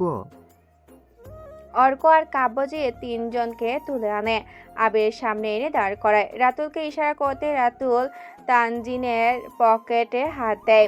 দেখে অনেকগুলো নকল পকেটে গোজা। আবির ঠাঠিয়ে একটা চট দেয় তানজিনের গালে। পুরো ক্লাস তখন চুপচাপ হয়ে আছে। ভার্সিটির ভিতর একমাত্র আবিরের শাসনেই চলে। শুধু ভার্সিটি না, স্টুডেন্ট হলেও আবিরকে মেনে চলতেই হবে তার। আর আবির যেহেতু এই থানার ছাত্র নেতা, তাই উপজেলা যতগুলো প্রতিষ্ঠিত আছে আবিরকে মেনে চলবেই তারা। আবির বলে, ম্যাম, নীরা আমার বোন, আর আপনি সব বিবেচনা না করে এভাবে ক্লাস থেকে বের করে খাতা কেড়ে নিয়ে ফেলে দিতে পারেন না। এটা অন্যায়। আজ থেকে কোনো স্টুডেন্টের এক্সাম পেপারস নষ্ট করতে পারবেন না। দরকার হলে জমা করে রেখে দেবেন। নীরা, আয়। আর অর্ক, প্রাচীনের ব্যবস্থা কর। নীরাকে সাথে নিয়ে আবির বের হয়। গাছের নিচে বসে আছে আবির। নীরা চুপচাপ বসে আছে। আবির কিছু বলতে যাচ্ছিল, তার আগেই নীরা বলল, আমার সৎমা আছে, কখনো ঠিক মতো বাড়িতে আসে না। আসলেও মাঝরাতে মাতাল হয়ে আসে। জানেন, মা আমাকে বিক্রি করে দিতে চায় বেশ্যাপল্লীতে। আমার নাকি বিক্রি করলে চড়া দাম পাওয়া যাবে। হাস্যকর না? হাসতে থাকেন, আসি। নীরা কথাগুলো বলে হন হন করে চলে যায়। আবির বসে নীরা চলে যাওয়া দেখছে। তারপর, এই শোনো না, প্রতিদিন ভালোবাসার নতুন নতুন গল্প পেতে ও শুনতে চাইলে আমাদের আলোর ডায়েরি চ্যানেলটি সাবস্ক্রাইব করে পাশে থাকা বেল আইকনটি বাজিয়ে দিও, কেমন? পূজা ক্লাসে মন বসাতে পারছে না। তার বাবা প্রজিত সাহেবের কথাগুলো বারবার মনের ভিতরে এসে উকি দিতে থাকে। আর যতবার প্রজিত সাহেবের কথা পূজা ভাবছে ততবারে আবিরের কথা মনে পড়ে পূজার। আর এই জন্যই সে মন বসাতে পারছে না ক্লাসে। প্রজিত সাহেবের প্রেম ভালোবাসাটাকে সাপোর্ট করে না, আর পূজা এই কথাটাই ভাবছে বেশি। এই কথার উপর ভিত্তি করে পূজার মনে আবিরের আবির্ভাব। ক্লাস থেকে বের হয় সে। রাজ ভার্সিটিতে এসেছে। রাজ হলো প্রাক্তন ছাত্রনেতা, এতদিনে জেলখানাতেই ছিল। ছাড়া পাওয়া 3 দিন পরে হঠাৎ ভার্সিটি এসেছে সে। ছেলে ছিল 4 বছর ধরে, নিজের সহকারীকে খুন করে জেলে যায়। রাজ আসতে ভার্সিটির পরিবেশটা যেন থমথমে হয়ে গেছে। রাজ গেটের কাছে এসে দাঁড়ালো। পূজা গেটের কাছেই আসলো। এই পূজা, কোথায় যাচ্ছ? রাজের কথা শুনে থেমে যায় পূজা। প্রদীপ সাহেবের কিছুটা কাছের লোক রাজ, আর রাজ সরাসরি পূজাকে ডেটের অফার করে। যদিও পূজা এটা তার বাবাকে বলেনি, কিন্তু সেদিনের পর থেকে পূজা রাজকে এড়িয়ে চলে। হঠাৎ রাজকে দেখে পূজা অবাক হয়, কারণ ভার্সিটিতে একমাত্র ঝামেলাকারী হলো রাজ, আর সে মরলে খারাপ কিছু করে হলেও মরবে। রাজ এগিয়ে আসে পূজার কাছে, সরাসরি পূজার হাত ধরে এক পাশের দিকে টেনে নিয়ে যায়। পূজা বিরক্ত নিয়েই বলল, উফ, কি হচ্ছেটা কি? আপনি এখানে কেন? তোমার সাথে দেখা করতে আসলাম। কেমন আছো? আমি যেমনই থাকি, হাত ছাড়ুন। তোমার হাত ধরার সাহস এমনিতেই কারণ নেই, এটা কেবল আমিই পারি। তাই নাকি? সাহস তো সবার আছে, শুধু দেখানোর জন্য সঠিক সময় দরকার। সবাই ঘুরে তাকায়। পিছনে আবির দাঁড়িয়ে আছে। রাজ আবিরের দিকে তাকায়। আবিরের জন্য সে জেলখানাতে ছিল, কারণ আবির ছাত্র রাজনীতির আসার পিছনে রাজের সহকারী আকাশের হাত ছিল গোপনে। আর রাজ সেটা জানতে পেরে আকাশকে মেরে ফেলে, আর এটার সুবাদে আবির হয়ে যায় ছাত্রনেতা। আবির তার পজিশন এতটাই যোগ্য ছিল, 4 বছরে আবিরের কোনো প্রতিদ্বন্দ্বী হয়নি। কিন্তু এখন রাজ চলে এসেছে। আবির যে বড় রকমের ঝামেলাতে পড়তে যাচ্ছে সেটা আবিরও ভালো করেই জানে। রাজ পূজার হাত ছেড়ে দেয়। আবিরের কাছে এসে দাঁড়ায় রাজ। আরে আবির স্যার যে, স্যার ভালো আছেন? দিনকাল কেমন যাচ্ছে? রাজ তাচ্ছিল্যর সহিত হাসি দিয়ে কথাগুলো বলে। আবির চুপচাপ দাঁড়িয়ে থাকে। পূজা আর ভয়ে আছে, কারণ তাকে নিয়ে ঝামেলা। তার বাবার কানে গেলে তাকে তালাবদ্ধ করে রাখবে, এবং আবিরকে মারতেও হবে, এবং আবিরকে মরতেও হবে। প্রদীপ সাহেব এমনিতেই আবিরকে মারার জন্য সুযোগ খুঁজে বেড়াচ্ছে। এই জন্য পূজা এগিয়ে যায়। আবিরকে বলে, আপনি এখান থেকে যান। আর রাজদা, আপনি দয়া করে নিজের সীমার ভিতরে থাকুন। কেন কেন? আবারও কি পুলিশ ধরে নিয়ে যাবে? হাহা, লিসেন এভরিওয়ান, রাজ এবার ছক্কা মারতে এসেছে, এক বলে আউট হতে নয়। মাথায় আছে রাজনীতি, আর বুকে আছে পূজাকে কাছে পাওয়ার বাসনা। দুটোর একটা তো আমি জোর করে হলেও ছিনিয়ে নেব, বাকিটা এমনিতেই হবে। রাজ, তোকে বারণ করছি, পূজার দিকে বাজে নজর দিবি না। বাহ, সরাসরি আমাকে তুই করে বলছিস? ওকে, ভালো লাগছে। আবির সাহেব, আপনাকে না আমি এখান থেকে যেতে বলেছি? আপনি যাবেন কিনা বলেন। পূজা বেশ জোর গলাতে কথাটা বলল। আবির রাজের দিকে এক পলক তাকিয়ে সেখান থেকে ঘুরে চলে যাওয়ার জন্য পা বাড়ায়। কয়েক পা এগিয়ে আসতে পিছন থেকে সে শুনতে পায়, মানে রাজ বলে ওঠে, কিছু তো একটা দেখছি আমি। কিরে পূজা, আবিরের সাথে কতদিন চলে? সে কি বেশি সার্ভিস দেয়? আমি কি কম দিতাম? আমার কথায় রাজি হলে না, আবিরের জন্য পাগল। বাহ, ওই আবির, পূজাকে কি বলে পটালি? বিছানাতে খেলাধুলা। আবির ঘুরে কোমর থেকে পিস্তল বের করেই বলে, তোকে আমি। পুরো কথা শেষ করতে পারেনি আবিরের লোকেরা এসে আবিরকে শক্ত করে জড়িয়ে ধরে আটকে রাখে। পূজা আবিরের দিকে তাকায়। আবিরের চোখ রাগে লাল হয়ে গেছে, কিন্তু এই রাগের মানে পূজা অন্য কিছু বোঝে। মানে রাগ রাজের উপর হলেও পূজা সেই রাগের কারণ খুঁজতে যেয়ে অবাক হয়। আবির বলে, নিজেকে নিজের লিমিটের ভিতরে রাখবি, বুঝেছিস? পূজা কেন, ভার্সিটির কোনো মেয়ে অথবা অত্র উপজেলাতে কোনো মেয়ে স্টুডেন্টের দিকে তুই খারাপ নজর দিলেও তোকে আমি মেরে ফেলবো, বুঝেছিস? আর পূজার দিক থেকে নিজেকে দূরে রাখার চেষ্টা করিস। পূজা যেমন আকাশের চাঁদ, আমি তেমন রাত। চাঁদকে মানায় কেবল রাতের আকাশেই। উড়ে আসা কালো মেঘের মতো কাছে ঘেঁষার চেষ্টাও করবি না। বাহ, চমৎকার। হা হা, মজা পাইছি খুব। আচ্ছা শোন, আমি এসেছি আমার পজিশন ফিরে পেতে, আর সেটা আমি নেবই। Just wait. আর পূজা বলতে তুই চলে গেলি, বিষয়টা গুরুতর। যা, আপাতত কিছু বললাম না। প্লিজ, এখন কোনো ঝামেলা নয়, চলো এখান থেকে। আবির পিস্তল কোমরে গুজে হন হন করে সেখান থেকে হেঁটে চলে যায়। পূজা আবিরের চলে যাওয়ার দিকে তাকিয়ে থাকে, নিজেকে সামলায়। অচেনা অনুভূতিতে সে প্রশ্রয় দিবে না, আবিরের সাথে আরও দুর্ব্যবহার করতে হবে। পূজা কথাগুলো ভাবতে ভাবতে সেখান থেকে চলে যায়। সোজা সে নিউজ অফিসে চলে আসে। রাজ ছাড়া পেয়েছে, সেটা নিয়েই একটা আর্টিকেল লিখতে বসলো। প্রান্ত বাড়ির বাগানে গাছের নিচে বসে আছে, পাশে পূর্ণি বসা। প্রান্ত পূর্ণির হাত ধরল, পূর্ণির দিকে তাকিয়ে বলল, পূর্ণি, মনে করো তোমাকে KitKat, dairy milk, centre fruit দিয়ে বলি ভালোবাসি, তুমি কি করবে? ধরো বৃষ্টির ভিতর তোমার সামনে আইসক্রিম বাড়িয়ে দিয়ে বলি ভালোবাসি, তুমি তখন কি করবে? আমি তোমাকে কতটুকু ভালোবাসি সেটা এক প্যাকেটে যতগুলো চিপস থাকে সেটা ফুরিয়ে যাবে, কিন্তু আমার ভালোবাসা কখনো ফুরাবে না। আমার বয়স কম, কিন্তু ভালোবাসা অনেক। তুমি আমাকে ডাকলে দাওনি প্রান্ত দাদা? আবার প্রান্ত দাদা? কি রে? তুমি ক্যাডবেরি দাও এক্ষুনি। ধ্যাত, বললাম যদি কখনো ক্যাডবেরি দিয়ে বলি ভালোবাসি, কোথায় কল্পনা করবি? তা না, ক্যাডবেরি যাওয়া শুরু করেছিস। যা বাড়ি যা, তোকে ভালোবাসা। ভালোবাসা মানে? প্রান্ত লাফ দিয়ে উঠল, ভয়ে ওর গলা শুকিয়ে গেছে। প্রান্ত জানে ওর পরিবারের ভালোবাসা নিষিদ্ধ। প্রদীপ সাহেব পূর্ণিকে কাছে ডাকলো। পূর্ণি পরে ক্লাস 5-এ। প্রদীপ সাহেব পূর্ণিকে বলল, প্রান্তকে তোর ভালো লাগে? আঙ্কেল। সত্যি? পূর্ণি আর কথা বলতে পারে না। প্রদীপ সাহেব তার ডান হাত দিয়ে পূর্ণির গাল আঙ্গুল দিয়ে চেপে ধরে। পূর্ণি শব্দও করতে পারে না, দুই হাত দিয়ে প্রদীপ সাহেবের হাতে চড় মারতে থাকে। প্রান্ত এটা দেখেই ভয়ে কান্না করতে করতেই বলে, প্রদীপ সাহেব পূর্ণির গাল ছেড়ে দেয়। দুপাশে লাল টকটকে হয়ে গেছে। পূর্ণি ভয়ে কাঁদতেও পারছে না, কেবল সে জোরে জোরে নিঃশ্বাস নিচ্ছে। পূর্ণির চোখে মুখে ভয়ের ছাপ স্পষ্ট। প্রদীপ সাহেব জোরে রীতিকে ডাকলো। পূজাও বাড়িতে সেই সময় প্রবেশ করে। অফিসের গাড়ি সোজা তাকে বাসায় নামিয়ে দিয়েছে। পূর্ণি খাসের উপর বসে আছে কাত হয়ে। রীতি দৌড়ে আসে সেখানে। প্রান্তর হাত শক্ত করে ধরে আছে প্রদীপ সাহেব। রীতিকে দেখেই বলল, পূর্ণিকে ভিতরে নিয়ে যা, মন থেকে ভয় দূর করে দেয়। আর প্রান্তকে এক মাস বাইরে বের হওয়া বন্ধ থাকবে। আমার বাড়ির কোনো ছেলে মেয়ে ভালোবাসার কথা বললেও আমার বাড়ির ছেলে মেয়েকে আমি কিছু বলবো না, কিন্তু বাইরের ছেলে মেয়েকে আমি মেরে ফেলবো। সে বাচ্চা, তাই কিছু বললাম না, নিয়ে যা ভিতরে। রীতি দেরি করে না, পূর্ণিকে তাড়াতাড়ি সেখান থেকে নিয়ে যায়। পূজা অবাক দৃষ্টিতে ওর বাবার দিকে তাকিয়ে আছে। প্রদীপ সাহেব পূজার দিকে তাকালো। পূজাকে ইশারায় ডাক দেয় প্রদীপ সাহেব। পূজার কাঁধে হাত রেখে প্রদীপ সাহেব বাগানে হাঁটতে থাকে। পূজাকে বলল, বুঝলি মা, আমার এসব প্রেম ভালোবাসা একটু পছন্দ হয় না।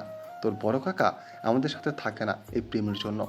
আমার বোনের কথা তো জানিস না, একদিন জানবি, তখন বুঝবি কেন আমি এমন করি। তবে আমাদের বাড়িতে কেউ কারো প্রেমে পড়লে ওই মানুষটাকে তো মেরেই ফেলব। না থাকবে বাস আর না বাজবে পাশে। যা ঘরে যা মা, পুজো কর মায়ের। ও রাজের সাথে তোর দেখা হয়েছিল, ছেলেটাকে বের করলাম, দরকার আছে। তোর মিটে যেন আবার এসবে নাক না গলায়। যা। পূজা কোনো কথাই বলল না। সে হন হন করে হেঁটে চলে যায় বাড়ির ভিতরে। ঋতু পূজার সাথে তার রুমে আসলো। বিছনার উপর বালি ছুঁড়ে দিয়ে রীতি বলল, পূজা, তোর বাবা এমন কেন? প্রান্ত শুধু কথা বলেছে, ওরা এখন এসব বোঝে, তাই বলে পূর্ণিকে এমন করে গাল টিপে ধরবে? বাবা আমাদের অনেক ভালোবাসেন, হারাতে চান না।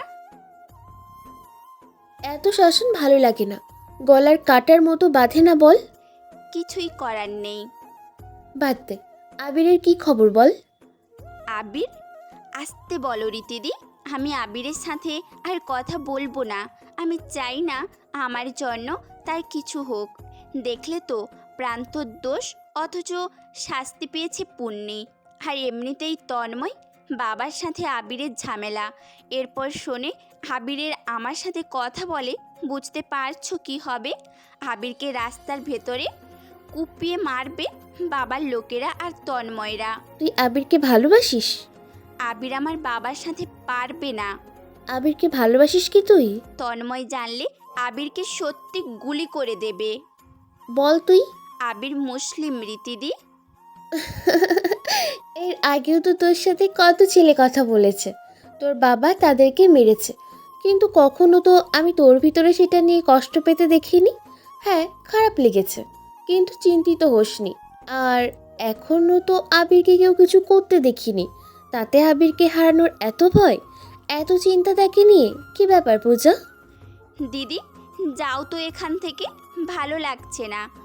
আর ভগবানের দিব্যি করে বলো তুমি কখনো আবিরের কাছে আমার ব্যাপারে কিচ্ছু বলবে না। আমি তাকে অবহেলা করব, 2 দিন পর সব ঠিক হয়ে যাবে, ওর পাত্তা না দিলেই হয়ে যাবে, এত কিছু ভাবার সময় নেই। আচ্ছা আচ্ছা, তবে আবির কিন্তু অন্য ছেলেদের দিক থেকে তোর জন্য অনেক পারফেক্ট। হ্যাঁ, সে মুসলিম, তাতে কি, ভালোবাসায় এসব কোনো ব্যাপার না। ভালোবাসা তো সব দেবীর ভেতরে আছে। শিবের ধুত্রা ফুল, নাগেশ্বরের সাদা পুষ্প, শুষ্ক কমল বীজ, আকন্দ ফল ইত্যাদি ফুল শিবের প্রিয়। কিন্তু দেব হয়ে একটা জিনিসই চুজ করতে পারলো না। তুই কেন এসব লজিক দিয়ে ভালোবাসাকে দূরে সরিয়ে রাখছিস? পূজা কোনো কথাই বলো না, তবে মনে মনে আবিরকে এড়িয়ে চলার সম্পূর্ণ সিদ্ধান্ত নিয়ে ফেলেছে। আবিরকে অবহেলা করবে, পুরকার পাত্তাই দিবে না। আবির ক্লাবে বসে আছে, আবিরের লোকজনও বসে আছে সেখানে। আবিরের চোখে মুখে রাগ আর বিরক্তিভাব স্পষ্ট। পূজার কথা মনে পড়ছে ওর, বিশেষ করে পূজাকে নিয়ে রাজের বলা কথাগুলো মাথা থেকে সরাতেই পারছে না। আরও রাগ জমা হচ্ছে। অর্ক বলল, বড় রকমের ঝামেলা হতে যাচ্ছে। রাজের ক্ষমতার জন্য রাজনৈতিক ঝামেলা, তারপর তোমার প্রেমের ঝামেলা, দুটোতেই ভালো মতো ফাঁসবে। একটা স্কিপ করা দরকার। চুপ কর অর্ক, রাজকে তো দেখে নেব, পূজাকে আমার চাই। যেভাবেই হোক না কেন পূজাকে আমার করেই নেব। কিছু বলার নেই আর, যা খুশি করো, তবে ভেবো না আমরা নেই, তোমার জন্য মরতে পারবো ভাই। থাক, পূজার সাথে দেখা করে আসি। আবির কথাটা বলে ক্লাব থেকে বাইরে বের হলো, বাইকে করে মেন রোডে আসে। বাইকের স্পিড তোলার জন্য গিয়ারে চাপ দিতেই যাচ্ছিল। হঠাৎ রাস্তার পাশে ফার্মেসির দোকানে চোখ আটকে যায়। আবির রাস্তার পাশে বাইক রাখলো। নীরা রাস্তার অপোজিট পাশে। নীরা ঔষধ নিতে আসছে। এই ওই ওষুধগুলো দেন তো চাচা। লাস্ট 1 মাসে 10,000 টাকার বাকি ওষুধ নিয়ে গিয়েছিস, টাকা আছে আজ? না, আজকে দেন, আমি টিউশনের টাকা তুলে শোধ করে দেব। সে তো প্রতিবারই শুনি। যা বাড়ি যা, কোনো ওষুধ নেই। প্লিজ চাচা দেন, আমার অনেক শরীর খারাপ। যা ভাগ এখান থেকে। একটা জোয়ান মা পাইছিস, মাগিগিরি করে বেড়াই। তোর মায়ের মতো হ, দেখবি মেলা টাকা পাবি। আমার কাছে আসিস, বাকি টাকা শোধ হবে, আরও টাকা দিব। রাতে আসবি, বুঝলি? কুত্তার বাচ্চা, কাছে আসিস, তোকে কেটে রেখে দেব। এই খাঙ্কির মেয়ে, আমাকে সাজাচ্ছিস তোর? চাচা নীরার কাছে আসে। নীরা বের জোরে ডাক্তার চাচার গালে চোর বসিয়ে দেয়। সেখান থেকে হর্ন হর্ন করে হেঁটে চলে যেতে থাকে। আবির বাইক ঘোরায়, ফার্মাসির সামনে এসে অর্ককে কল দেয়। হ্যাঁ ভাই। কোথায় তোরা? ক্লাবেই। কেন? মতলব ফার্মেসি চিনিস না? হ্যাঁ চিনি, দোকানটা তো প্রজিত সাহেবের অনুমতিপত্র নিয়ে বানানো। কেন? দোকানে এক চাচা আছে, আগে হারামিকে তুলে নিয়ে যাবি, তারপর শাটার টেনে বন্ধ করে দিবি। বাকিটা শুনে নিয়ে তোদেরকে বলবো। কিন্তু ভাই ওটা প্রজিত সাহেবের। পূজার বাবাকে চেনার সময় নেই, যা বললাম তাই কর। আবির ফোন কেটে দেয়। নীরা সেদিকে এগিয়ে যায়। সেদিকে যেতে থাকে আবির। কি হতে যাচ্ছে? অর্ক ঠিকই বলেছে, আবির ঝামেলাতে পড়তেই যাচ্ছে। রাজনৈতিক আর ভালোবাসা, দেখা যাক কি হয়। অপেক্ষায় থাকুন সবাই। আবির নীরার পিছনে ওদের বাড়ির সামনে আসে। নীরাদের বাড়ি দেখেই আবির অবাক হয়, কারণ নীরাদের বাড়ি দেখে কেউ বলবে না এটা গরিবখানা। 2 তলা বিশাল বাড়ি। বিশাল বলতে পাঁচিলের কাজ দেখেই বোঝা যাচ্ছে কতটা খরচ করা হয়েছে। ভিতরে না জানি কি কি চমক থাকে। আবির মনে মনেই বলল, এত সুন্দর বাড়ির মেয়ে নীরা, সে আবার এমন করে চলে? তবে কি সে মিথ্যা বলেছিল? আবির বাইক থেকে নেমে গেল, ঠেলে ভিতরে প্রবেশ করে। যা ভেবেছিল তাই, চমৎকার একটা বাড়ি। আবির চারপাশে তাকাচ্ছে। হঠাৎ নীরার মুখ থেকে আবির শুনতে পেল, আমি আর ভার্সিটিতে যাব না আব্বু, আমিও কাল থেকে তোমার দ্বিতীয় স্ত্রীর মতো মানুষের বিছানাতে সময় পার করব। বাইরের মানুষ এত খারাপ কেন? কেন আমাকে তোমার স্ত্রীর জন্য কথা শুনতে হয়? এই বিশাল বাড়ি তার টাকায় করা, থাকি না আমি এখানে, তার সাথে কোনো কথাও বলি না আমি, তারপরও কেন শুনতে হয় আমার এসব? সব কিছু যখন ভালো হয়ে শুনছি, এখন থেকে আমিও ঠিক এটাই করব। বাজারের মেয়ে হব আমি, নিজের শরীর দেখিয়ে টাকা আনবো, তোমার বউয়ের থেকেও বড় বাড়ি করব। নীরা কাঁদতে থাকে। পাশের রুম থেকে নীরার সৎ মা আমিনা বেগম বের হয়ে আসলো। নীরার চুল জোরে টেনে ধরেই বলল, মা, তোর গলার জোরে তো পারছি কেন? 2 টাকা ইনকাম করার মুরত নাই, আবার জোর করার কথা বলিস। কয়েকদিন পর ধরবি একটা ভাগ, এখন আবার আমার কথা তুলছিস? আমিনা, ওরে ছেড়ে দাও। তুমি কেন এমন করো ওর সাথে? চুপ করে হামি, টাকার লোভ দেখে বিয়ে করেছিলি, বলেছিলি রানীর মতো করে রাখবি। শালা, আমার জন্য খেতে পারিস, এখন মেয়ের জন্য দৌড়া তুলছে। আমিনা বেগম নীরাকে জোরে ধাক্কা দেয়। নীরা দরজার কাছে গিয়ে পড়ে। দরজার কাছে আসতেই বাইরে চোখ যায় ওর। আবির উঠানে দাঁড়িয়ে আছে। নীরা আবিরকে দেখে অবাক হলো। তাড়াতাড়ি বাইরে আসে নীরা। আবির নীরার দিকে তাকিয়েই বলল, আমার মায়ের একটাই ছেলে আমি। আজ থেকে তুই আমার বোন। কোনো সমস্যা হলে সরাসরি আমাকে বলবি। আমি তোর ভাই, বুঝেছিস? নীরা মাথা নিচু করে থাকে। আবির মানি ব্যাগ বের করে কিছু টাকা নীরার হাতে গুঁজে দিয়ে বলল, ফার্মেসির টাকা শোধ করে দিবি, আর আব্বুর জন্য ঔষধ নিবি। আমি আসছি না, তোর এত চিন্তা কিসের? ভাবিস না দয়া করছি। চাকরি করার পর আমাকে রেস্টুরেন্টে ট্রিট দিলেই হবে। যা, মন দিয়ে পড়াশোনা করবি। আবির কথাগুলো বলে সেখান থেকে চলে আসে। পূজার সাথে দেখা করতে চাচ্ছিল, কিন্তু আজান দেওয়াতে সে আবার ক্লাবের দিকে ফিরে আসে। ক্লাবে এসে দেখে অর্করা ডাক্তারকে তুলে এনেছে। আবির হকি স্টিক দিয়ে ডাক্তারের সামনে আসলো। ডাক্তার ভয়ে ভয়ে বলল, আমাকে মারছিস? প্রতীক সাহেন জানতে পারলে তোদের সবগুলোকে তুলে নিয়ে যাবে। তার জায়গাতে দোকান করেছি, তার অনুমতি আসে, আমি তো তার কাছে বিচার দেবই। তোরা আমার দোকানে তালা লাগিয়েছিস, মনে রাখিস সব। তোর দোকান আর তোর পতিত সাহেবকে দুটোই তোর পিছনে গুঁজে দিব। রাতুল, ওই শোন, চাবি ক্লাবে আছে। 1 মাস তোর ফার্মেসি বন্ধ। যা, তোর প্রজিত সাহেবকে যে বলবি ছাত্রনেতা আবির তোর দোকান বন্ধ করে দিয়েছে। যা এখান থেকে। ডাক্তার চলে যায়। অর্ক এগিয়ে আসে। অর্কের চোখে মুখে চিন্তাটা আবিরকে নিয়েই হচ্ছে, কারণ আবিরের সাথে থাকা এই ছেলেগুলো আবির নিজ হাতে বড় করেছে, নিজের কাছে রেখেছে। অর্ক মনে করে তার ছাত্র জীবন শুরুর দিকের কথা। নীরার মতো কিছুটা অর্কের জীবন ছিল। আবিরের জন্য সে আজ এত দূর এসেছে। নেতা হিসেবে আবিরকে সবাই দোষ দিতে রাজি, আর সেই জন্যই অর্ক আবিরকে নিয়ে বেশি ভাবে। ভাই, পূজার আপুর সাথে দেখা হয়েছিল? না, যাইনি। নামাজ পড়তে হবে। চল এখন মসজিদে যাব। কি যে করো তুমি! হিন্দু মেয়ের প্রেমে পড়ে আবার নামাজ কালাম করো, কোনো মানে নেই। চুপ কর তো। চল, আল্লাহর কাছে আমি পূজাকে চাই, তাকে বিয়ে করতে চাই আমি। আল্লাহ যেন আমার পূজাকে গিফট করে। মানে তুমি প্রার্থনায়ও পূজাকে চাও? কেন চাইবো না? আমার ভালো লাগে। সব কিছু তো আল্লাহর কাছেই চাইবো, তাই না? ওরা 4 জন মসজিদের দিকে এগিয়ে যেতে থাকে। প্রজিত সাহেব সবাইকে ডাকলেন। রীতি আর পূজাও আসলো। পূজা সোফাতে বসে সবার দিকে তাকায়। প্রজিত সাহেবের লোকজনও আছে বাড়ির ভিতরে। এমনিতেও বড় বাড়ি, তার উপর ঢাকার উত্তরের এই দিকটা সব হিন্দু পরিবার। প্রজিত সাহেব সবার উদ্দেশ্যেই বলল, আগামী পরশু হোলি উৎসব, সবাই নিশ্চয় জানো। প্রতিবারের মতো এবারে হোলি উৎসব আমার বাড়ির পাশে যে আমাদের বিশাল বড় খোলা মাঠ আছে সেখানেই হবে। হাই সিকিউরিটি থাকবে, কোনো রকম ঝামেলা নেই। যদিও আমার সাথে ঝামেলা করার মতো কেউ নেই, মুসলিম আসা নিষেধ, তবে আমার অনুমতি নিয়ে আসতে হবে। হোলি উৎসবের জন্য সবাই প্রস্তুত হও। কারো শপিং করার বাকি থাকলে করে নিতে পারো। এবারে হোলি উৎসব বড় করে হবে। প্রজিত সাহেব কথাগুলো বলে চলে যায়। বাড়ির মানুষও এক এক করে চলে যায়। পূজা বসে থাকে সোফাতে, রীতি পাশে বসা। পূজার দিকে তাকিয়ে রীতি বলল, কি ভাবছো এত? আবিরের কথা? রীতিদি, কথা কি তোমায় আসতে হয় না? বাবা আবিরের কথা শুনলে মেরে ফেলবে, জানো না? আহা, কি প্রেম! ছেলেটার জন্য আমাদের দরদ দেখি উতলে পড়ছে। ইস, আবির মূল্যে তোমার কি গো? ধ্যাত, এমনিতেই চিন্তায় আছি। কিসের চিন্তা? মনে নেই আগেরবার হোলিতে কি হয়েছিল? কি হয়েছিল? ওই যে রাকেশ ছেলেটার কথা বলছিস? ছেলেটাকে তন্ময় চোখ উপড়ে নিয়েছিল। ইস, কি সাংঘাতিক! কি যেন হয়েছিল? রাকেশের কোনো দোষই ছিল না। ভিড়ের মধ্যে আমার সাথে রাকেশের ধাক্কা লাগে, আর ধাক্কা লাগতেই যখন সে পড়ে যাচ্ছিল আমার ওড়না টেনে ধরে। ব্যাস, এটাই দেখে ফেলে বাবা।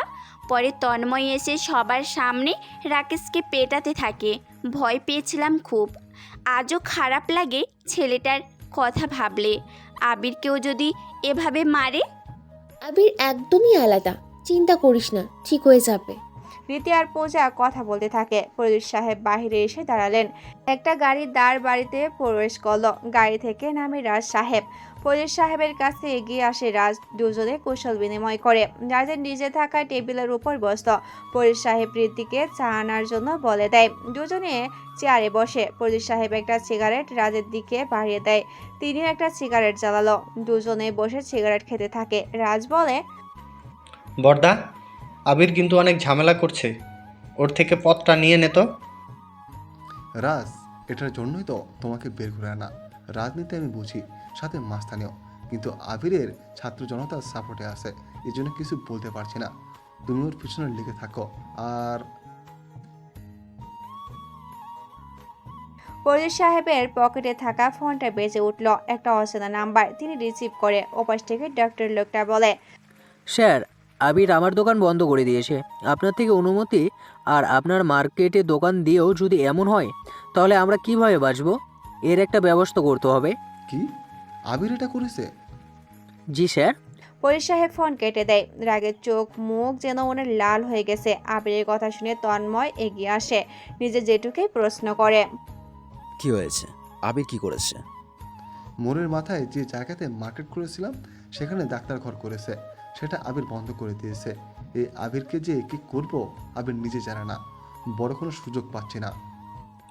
একবার বলেন কাকাবাবু, সালাকে ওর ক্লাবে চেয়ে মেরে আসি। ওর লাশ দেখার মতো সাহসও হবে না কারো। সে আমাদের পার্টির দল করে। সমস্যা আছে, আগে তাকে দল থেকে বের করতে হবে, সেটা রাজ করবে। তারপর বড় একটা ইস্যু পেলেই সোজা মেরে ফেলবি। চিন্তা করবেন না স্যার, আবিরকে আমি পথ থেকে সরানোর ব্যবস্থা করব।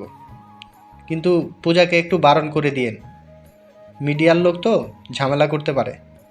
সেসব ভাবতে হবে না, ক্লাবে মিটিং অ্যারেঞ্জ কর তন্ময়। হোলিতে সবাইকে ইনভাইট করতে হবে। আমাদের দলের সব পদের লোকদের চাই। পুলিশ সাহেব কথাগুলো বলে সেখান থেকে চলে যায়।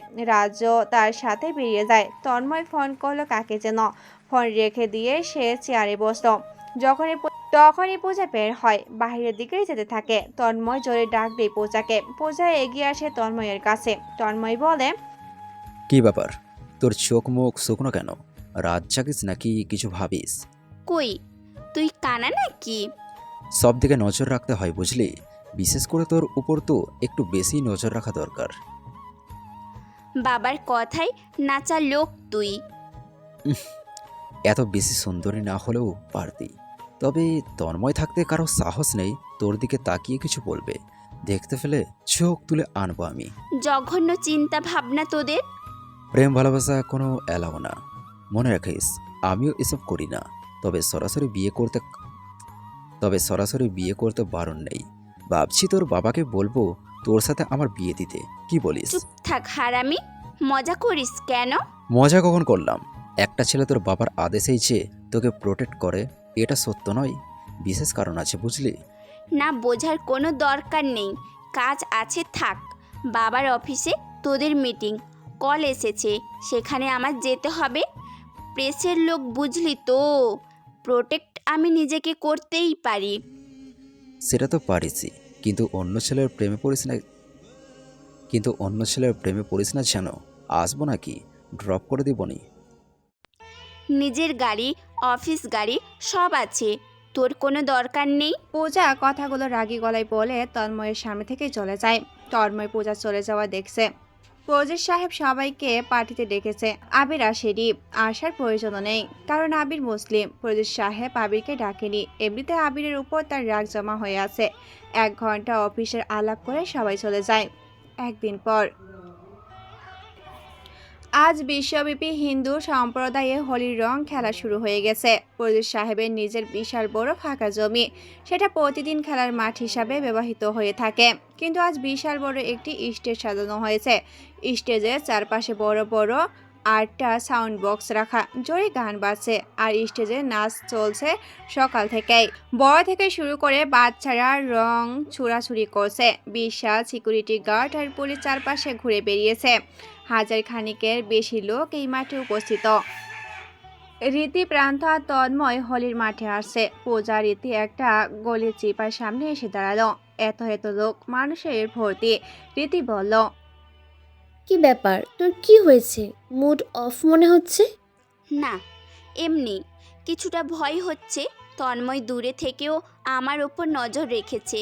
কোনো ছেলে এসে যদি কিছু বলে, ছেলেটাকে মেরে ফেলবে সে।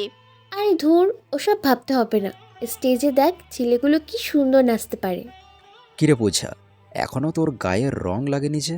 দাঁড়া। তুই এই দাঁড়া, রং দিবি না, একদম রং দিবি না। আমি আপাতত রং মাখতে চাই না। রং দিলে চলে যাব কিন্তু। উফ, আচ্ছা দিচ্ছি না, চল ফুচকা খাওয়াবি। আমি মেয়ে হয়ে তোকে খাওয়াবো, তাই না?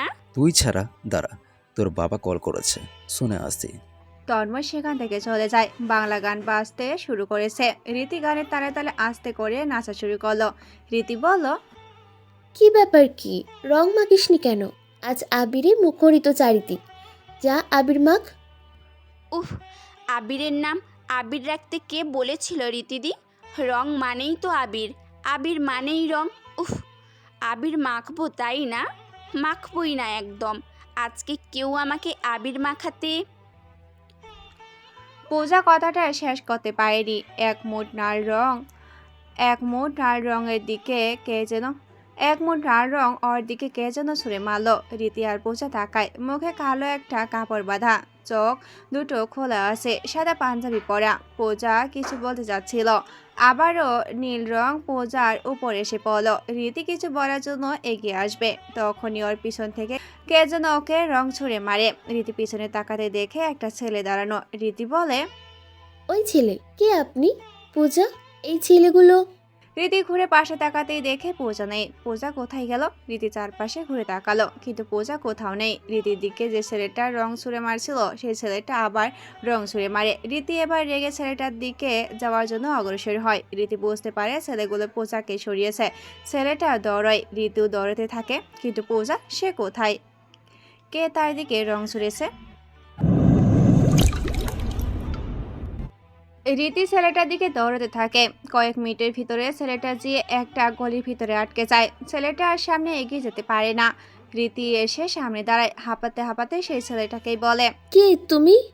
আমার গায়ে রং চুচ্ছু কেন? এত এত সাহস কোথায় পেলে? ছেলেটা চুপচাপ দাঁড়িয়ে থাকে। একটু একটু করে পিছনের দেয়ালের দিকে পিছতে যেতে থাকে ছেলেটা। ঋতু এগিয়ে আসতে থাকে। বাইরের ফাংশনে হোলি খেলা, গান বাজনা চলছে, কিন্তু চিকন এই গলিতে দুজন মানুষ। একজন ভয়াত বিড়ালের ন্যায় চুপসে দেওয়ালের সাথে হেলান দিয়ে দাঁড়িয়েছে। আরেকজন তাকে তাড়া করে ধরতে পারার আনন্দে খুশি উদযাপন করছে। হৃদি একটু ভারী গলায় বলল, তোমাকে একবার পাকড়াও করেছি। ভাবছো ভিড়ের ভিতরে অচেনা সুন্দরী মেয়ের গায়ে রং লাগিয়ে দৌড়ে পালাবা? সেটা হচ্ছে না মিস্টার। আমাকে তো চেনো না, আমার নাম রীতি। এলাকার সব ছেলে আমাকে জানে আমি কেমন রাখি। ছেলেটা ভয়ে ঢোক গেল। কিছুই যেন তার বলে নেই। সে কেবল অনুমতি অনুসারে কাজ করছে। সামনের দিকে তাকালো। গলির ভিতরে পিছুরা 2-1 আসলেও এই দুজনকে দেখে আবারও দৌড়ে বের হয়ে যাচ্ছে। রীতি মোটা গলায় বলল, এবার পালানোর সুযোগ নেই, রং তোমার মাখতেই হবে। কথাটা বলে রীতি ডান হাত উঁচু করলো। হাতের মুঠে লাল রং। রীতি জোরে ছোড়ার জন্য একটু পিছনে আসতেই পায়ের নিচে থাকা একটা অর্ধ ইটের সাথে নিজের পা বেঁধে যেতে রীতি রং ছড়া তো দূরে থাক, সে রীতিমতো মরামরি অবস্থা। রীতি নিজের টাল সামলাতে না পেরে হুমড়ি করে নিচে পড়ে যেতে লাগলো। কিন্তু এ কি, রীতি পড়ছে না কেন? ভয়ে চোটে সে তো চোখ বন্ধ করেছিল। না, সে ঝুলে আছে, নিচে পড়েনি। কিন্তু কেন? রীতি চোখ খুলে তাকালো। সে কি, এই ছেলেটা তার এত কাছে কেন? ছেলেটা রীতির কোমর চাপটে ধরেছে। ছেলেটা রীতির চোখের দিকে তাকায়। রীতিও ছেলেটার চোখের দিকে তাকিয়ে আছে।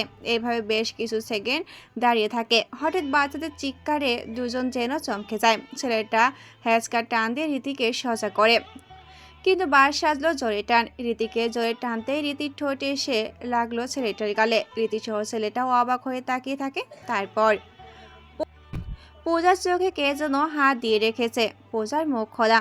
সে চাইলে চিৎকার দিতে পারে, কিন্তু পূজা সাহসী। সে জানে না তার হাত ধরে কে অন্ধকার চিপা গলের ভিতরে এনেছে। পূজা ধীরে স্থির গলায় বলল, কে কে আপনি? আমাকে ধরে এনেছেন কেন? আপনি জানেন না আমার বাবা? ছেলেটার এক আঙ্গুল পূজা ঠোঁটের উপর এসে স্থির হলো। পূজা বুঝে যায় তার কথা বলা যাবে না। হঠাৎ ছেলেটা বলল, রাধা যখন আবিরের রঙে রঙিন হয়েছে, তখন কৃষ্ণ কি আর গাছের নিচে বসে থাকতে পারে? রাধাকে দেখার জন্য যে কৃষ্ণের ব্যাকুলতা, সেটা রাধা বোঝেই না। ছেলেটার কথাগুলো বলে পূজার চোখের উপর থেকে ডান হাতটা সরালো। পূজার সামনে দাঁড়িয়ে থাকা ছেলেটার দিকে হা হয়ে তাকিয়ে আছে।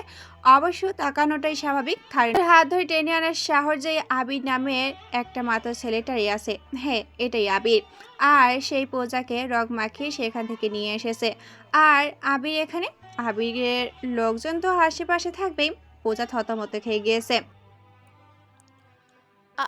আবির, তুমি তুমি এখানে কেন? ছাড়ো আমাকে, বাবা দেখলে তোমাকে মেরে ফেলবে। যাও এখান থেকে। না দেখা অবধি তো প্রেম করতে পারি, তাই না? প্রেম? কিসের প্রেম? যাও বলছি এখান থেকে, প্লিজ। না, যাব না, আগে তোমাকে দেখি। পূজা কিছু বলতে যাচ্ছিল, কিন্তু আবির এক আঙ্গুল দিয়ে আবার ওর ঠোঁটে হাত দেয়। পূজা চোখ বড় বড় করে আবিরের মুখের দিকে তাকিয়ে থাকে। আবির পূজার বাম গালে রং মাখানো হাত ঘষে দেয়। পূজার মুখে রঙের ছড়াছড়ি। পূজা কিছুই বলে না। আবির বলে, শ্রীকৃষ্ণ রাধার প্রেমে পড়েছিল সত্য। রাধাকে দেখার জন্য সে বাঁশি বাজাতো। রাধা ছুটে আসতো কৃষ্ণের কাছে। প্রেমলীলা চলতো তাদের। সেসব ইতিহাস, সেসব কাহিনী হয়ে গেছে। আমি কৃষ্ণকে দেখিনি, কৃষ্ণের রাধাকেও দেখিনি। আমি কলিযুগে আছি। আমি কলিযুগের কৃষ্ণ, যে কিনা রাধার প্রেমে মাতোয়ারা। আমার কাছে বাঁশি নেই, কিন্তু বাইকের হর্ন তো আছে। বাইকের হর্ন বাজালেই তুমি না হয় চলে এসো আমার কাছে। কৃষ্ণের বাঁশিতে প্রেমের সুর ছিল, যেটা রাধাকে টানতো খুব। তোমার বাইকের হর্নে কি তেমন সুর আছে যে আমাকে টানবে? বাঁশি নিয়ে এসো মিস্টার, তারপর রাধাকে পটিও। রাধার মনে প্রেম জাগলে বাঁশি সুরে নয়, বাইকের হর্ন শুনেও ছুটে আসবে রাধা। আমি সেই রাধা নই। পূজা ধাক্কা দিয়ে সরিয়ে দেয় আবিরকে। পূজা চলে যাওয়ার জন্য পা বাড়াইলো। আবির পূজার হাত ধরে জোরে একটা টান দেয়। পূজা আবিরের বুকের কাছে এসে থেমে গেল। হোলির রং খেলায় তখন যেন চারপাশ বিশাল সাউন্ড বক্সে গান বাজা শুরু হয়েছে। পূজার মুখের উপর চুল এসে পড়েছে। আবির বাম হাত দিয়ে পূজার কোমর জড়িয়ে ধরল। ডান হাত দিয়ে সে পূজার মুখের উপর থাকা চুলগুলো সরিয়ে কানে গুঁজে দেয়। দুজন দুজনের চোখের দিকে তাকিয়ে থাকে। আবির পূজার চোখের দিকে তাকিয়েই বলল, না, না হয় আমার সাথে বাঁধলে তুমি 7 পাকের বাঁধন। 7 পাকে বাঁধতে সাহস লাগে, যেটা তোমার নেই। এই জন্যই আমাকে চিপাগলিতে টেনে এনেছো। আগে সাহস বাড়াও। পূজা কথাটা বলে সেখান থেকে চলে যায়। আবির স্থির দৃষ্টিতে তাকিয়ে থাকে পূজা চলে যাওয়ার দিকে। সে কি বলবে বুঝতে পারছে না। ওদিকে রীতি ছেলেটার হাত থেকে নিজেকে ছাড়ালো। কয়েক পা পিছিয়ে এসে নীরব দৃষ্টি তাকিয়ে বলল, এখান থেকে চলে যাও, কখনো আমার কাছে আসার সাহসও করবে না। আমার মতো বাচ্চা ছেলের এত সাহস নেই। আর তাছাড়া ওজন কমান, আপনাকে ধরে রাখতে অনেক কষ্ট করতে হয়েছে। ওই কি বললে? না মানে, নাম কি তোমার? অর্ক। আপনার নাম কি মিস ওজনওয়ালি? এই ছেলে, এবার কিন্তু সত্যিই খুব খারাপ হচ্ছে। ধ্যাত, তোমার লোকেই পূজাকে তুলে নিয়ে গেছে না? দাঁড়াও, আমি ওর বাবাকে বলছি। এই না না, প্রজি সাহেবকে বলবেন না প্লিজ। আবির ভাইকে এত তাড়াতাড়ি হারাতে চায় না।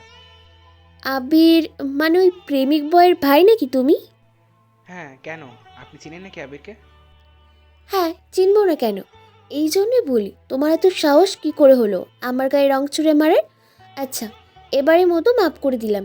ভুলেও এই সীমানায় আসবে না, তুমিও না, ওই আবিরও না, বুঝেছ? রীতি কথাগুলো বলে ঘুরে হাঁটা শুরু করলো।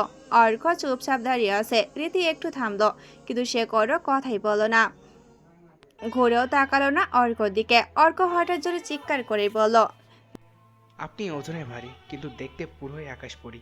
রীতি ঘুরে তাকায়। অর্ক মাথা নিচু করে নিল। রীতি গলি থেকে বের হয়ে আসলো। পূজাকে সে ঠিক আগের জায়গাতে দাঁড়িয়ে থাকতে দেখে দৌড়ে পূজার কাছে আসলো রীতি। কিছুটা হাঁপানো কণ্ঠে বলল, আবির কোথায়? তোর বাবা দেখলে সমস্যা আছে কিন্তু। তুমি আবিরের কথা জানলে কিভাবে? আর তোমার গায়েও রং কেন? কোথায় ছিলে তুমি? তোকে খুঁজতে খুঁজতে রং মেখে ভূত হয়েছি। চলো এখান থেকে, আবির আসছে। আমি ওর সাহস দেখে অবাক হচ্ছি। ঠিকমতো কথাই হয়নি আমাদের, অথচ দেখো ছেলেটার সাহস কত। কোনো ছেলে আমার দিকে তাকানোর সাহস করে না, আর ও আমাকে এই সবার সামনে হাত ধরে টেনে নিয়ে গেছে, আবার আমার গালে রঙও লাগিয়েছে। ছেলেগুলো আসলেই বজ্জাত। কি সাহস বাবা! চল এখান থেকে। ওরা প্যান্ডেল থেকে চলে আসে। আবির, অর্ক, রাতুল আর কাব্য বাহিরে মেন রাস্তার উপরে দাঁড়িয়ে আছে। কাব্য প্রশ্ন করলো, ভাই কি হয়েছে? সব কিছু ঠিকঠাক? পূজা বৌদির সাথে কথা হয়েছে? হয়েছে। মেয়ে আমাকে অ্যাভয়েড করে। করাটাই স্বাভাবিক। সে অন্য ধর্মের, তুমি মুসলিম, কখনো সম্ভব নয়। এজন্য তোমার এসব বাদ দেওয়া দরকার ভাই। ওই কি বললি? বাদ মানে কি? কোনো বাদ নাই ভাই, তুমি এগিয়ে যাও, আমি তোমার সাথে আছি। পূজা বৌদি হবে আজ থেকে আমাদের, যা হওয়ার হবে। মেয়ে পড়বে না কেন? সত্যি ভালোবাসো না তুমি? পড়াতে বাধ্য। তুমি কোনো বাদ দিবা না ভাই। অর্কের কথা শুনে আবির সহ বাকি দুজনও হাঁ হয়ে তাকায়। আবির অবাক হয়ে গেছে, কারণ কয়েকদিন আগেও অর্ক এসব থেকে সরে আসার জন্য আবিরকে বলেছে কখনো মিল হবে না, সমস্যা হবে, এইসব কিছু আবিরদের সামনেই বলেছে। কিন্তু আজ কি হলো?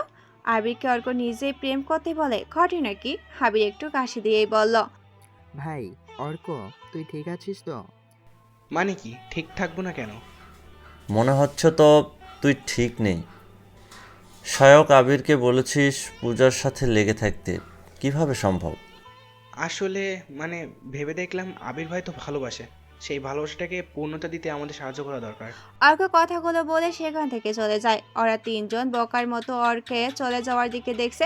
অর্কের হঠাৎ এত পরিবর্তন ঠিক বুঝতেই পারছে না। এর পিছনের কারণ কি?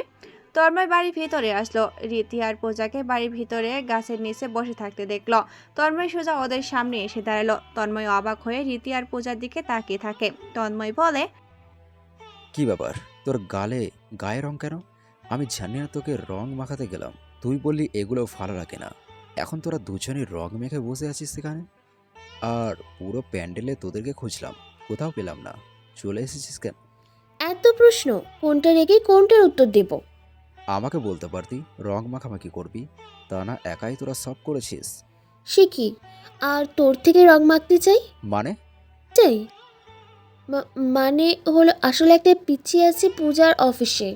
সেই পিচ্ছি আসছিল, এসে রং মাখিয়ে গেছে। ও, তবে পূজা, তোকে লাল রঙে হেব্বি সুন্দর লাগছে। তোকে আমার দিকে তাকাতে বলেছি, যা ভাগ। পূজা কথাটা বলে সেখান থেকে চলে আসে। তন্ময়ের ফোন বাজে উঠল। ফোনের স্ক্রিনে তাকে দেখে প্রদেশ সাহেবের নাম্বার থেকে কল এসেছে। তন্ময় কল রিসিভ করে। প্রদেশ সাহেব ওপাশ থেকেই বলল, হোলির অনুষ্ঠানে আবির এসেছিল, রাস্তায় ওদেরকে দাঁড়িয়ে থাকতে দেখেছে আমার লোকেরা। সে কেন এসেছিল খোঁজ নেয়। আর পূজা কোথায়? সব কিছু ঠিক আছে? হ্যাঁ কাকাবাবু, পূজা তো আমার সামনেই ছিল, মানে বাড়িতেই। ও গিয়েছিল পিচ্ছিদের সাথে রং খেলে দ্রুতই চলে এসেছে। ও, এই আবির কি করছিল এখানে? সারাকে কোনো রকমে মারার ওই পাচ্ছে না। পজিস সাহেব ইল্লিগাল কাজ করে না, আর যদি সেটা করে সেটা গোপনই করে। আবিরের সাথে দেখা করার ব্যবস্থা কর। আচ্ছা দেখছি। তন্ময় ফোন কেটে দেয়, বুঝতে পারছে না সে কি করবে। আবির কেন এসেছিল কে জানে। তবে তন্ময়ের আফসোস সেখানে না। সে ভেবেছিল আজকে পূজাকে নিয়ে ঘুরবে, ভালো একটা সময় কাটাবে, কিন্তু না, এসব আর হলো না। তন্ময় মনে মনে রাগ দেখিয়ে সেখান থেকে চলে যায়। আবিরা সবাই ক্লাবে বসে আছে। নীরা আসলো ক্লাবে। নীরাকে দেখে সবাই কিছুটা অবাক হয়েছে। নীরার হাতে একটা টিফিন বক্স। সবাই জিজ্ঞাসা দৃষ্টিতে নীরার দিকে তাকিয়ে আছে। আবির প্রশ্ন করে, কি ব্যাপার তুই এখানে? বিরিয়ানি রান্না করেছি, তাই তোমার জন্য নিয়ে এলাম। সব সময় তো বাহিরের খাবার খাও। ও আচ্ছা, আবির ভাই তো সবই আপনার, আমরা কেউ কিছুই না। চল সবাই। আরে থামেন, সবার জন্যই আছে। আর ভাইয়া তো আমার ভাইয়া, যার কেউ নেই আমরা আছি, আল্লাহও আছে, পুরো পৃথিবীটা তার। আবির চুপচাপ নীরার দিকে তাকালো। নীরা প্লেট আনে। সবাই ফ্রেশ হয়ে টেবিলে বসলো। নীরার টিফিন বক্স থেকে বিরিয়ানি বেড়ে দেয় সবাইকে। আবির কল্পনাতে তার মায়ের কথা ভাবতে থাকে। একটা কালো আধার অন্ধকার ছন্ন সময়ে সব কিছু যেন অন্ধকারাচ্ছন্ন সময়ে সব কিছু যেন শেষ হয়ে যায়। হাবিব সেগুলো মনে করে জোরে একটা নিঃশ্বাস নিল। ক্লাবের ছাত্রনেতার দায়িত্ব অর্ক, নীরা, এখন এসবই যেন অসব কিছু। সবার খাওয়া দাওয়া শেষ। নীরা বলে, যাই তাহলে, প্লেটগুলো পরিষ্কার করে আসি। আমিও হেল্প করি। এত কষ্ট করে রান্না করলেন, একটু তো হেল্প করা যেতেই পারে। যা তাহলে তুই। সবাই টেবিল ছেড়ে উঠে দাঁড়ালো। তখনই দরজায় টোকা পড়ার শব্দ পায় আবির। তাকে দেখে রাজ এসেছে। অর্ক তাড়াতাড়ি ড্রায়ারে থাকা পিস্তলটা হাতে নিল। আবির ইশারায় অর্ককে তা নামিয়ে রাখতে বলে, আসুন ভাই, ভিতরে আসুন। আরে বাহ, এত সম্মান! ওই মেয়েটাকে? আমার বোন। বোন? সেটা কবে হলো? যাই হোক, মালটা কিন্তু দেখতে দারুণ। সেই রকম ফি? কাব্য ছুটে আসলো রাজের কাছে। অর্কের হাত থেকে পিস্তল কেড়ে নিল। রাজের কপালে সোজা ধরে বলল, তোকে এখানেই মেরে রাখবো, বুঝলি? ঠিকভাবে কথা বল। কাব্য, যেখানে যাচ্ছিস সেখানে যা। ভাই বসেন আপনি। ভাই ও? ছোটটা এত মাথা গরম হয়ে থাকে। যাই হোক, আমি জানি পূজার সাথে তোর কিছু একটা চলছে। হোলিতে তো আসার খবরটা আমি প্রজিতকে দিয়েছি। এটা বলিনি তুই আর পূজা রং খেলা করেছিস। যাই হোক, একটা ডিল করতে আসলাম। আমার জায়গাটা তুই ছাড়বি। আমি প্রজিত সাহেবকে তোর আর পূজার ব্যাপারটা বলবো না। সাথে তোর বোনকে আমাকে দিবি, বুঝছিস? এবার সত্যি তোকে? এখানে কেন এসেছেন? বললাম না চলে যা। অর্ক, এটা আমাদের ক্লাব। এখানে আসা মানুষদের অসম্মান তো করতে পারি না। ভদ্রতা দেখাও, সম্মান পাবা। ঠিক আছে ভাই, আপনি যান। প্রজিত সাহেবের ব্যাপারটা দেখবনি। আপনি নিজেকে আগে সামলিয়ে রাখবেন। ওকে ব্রো, কথা হবে আবার। রাজ কথাটা বলে সেখান থেকে চলে যায়। আবির টেবিলে একটি কিল মারল। সবাই আবিরের দিকে রাগী দৃষ্টিতে চেয়ে আছে, কিন্তু আবির এখানে কিছুই বলবে না। এখন সময় মতো সবটা বুঝিয়ে দেবে। কাব্য নীরাকে নিয়ে ক্লাব থেকে বার হয়ে আসে।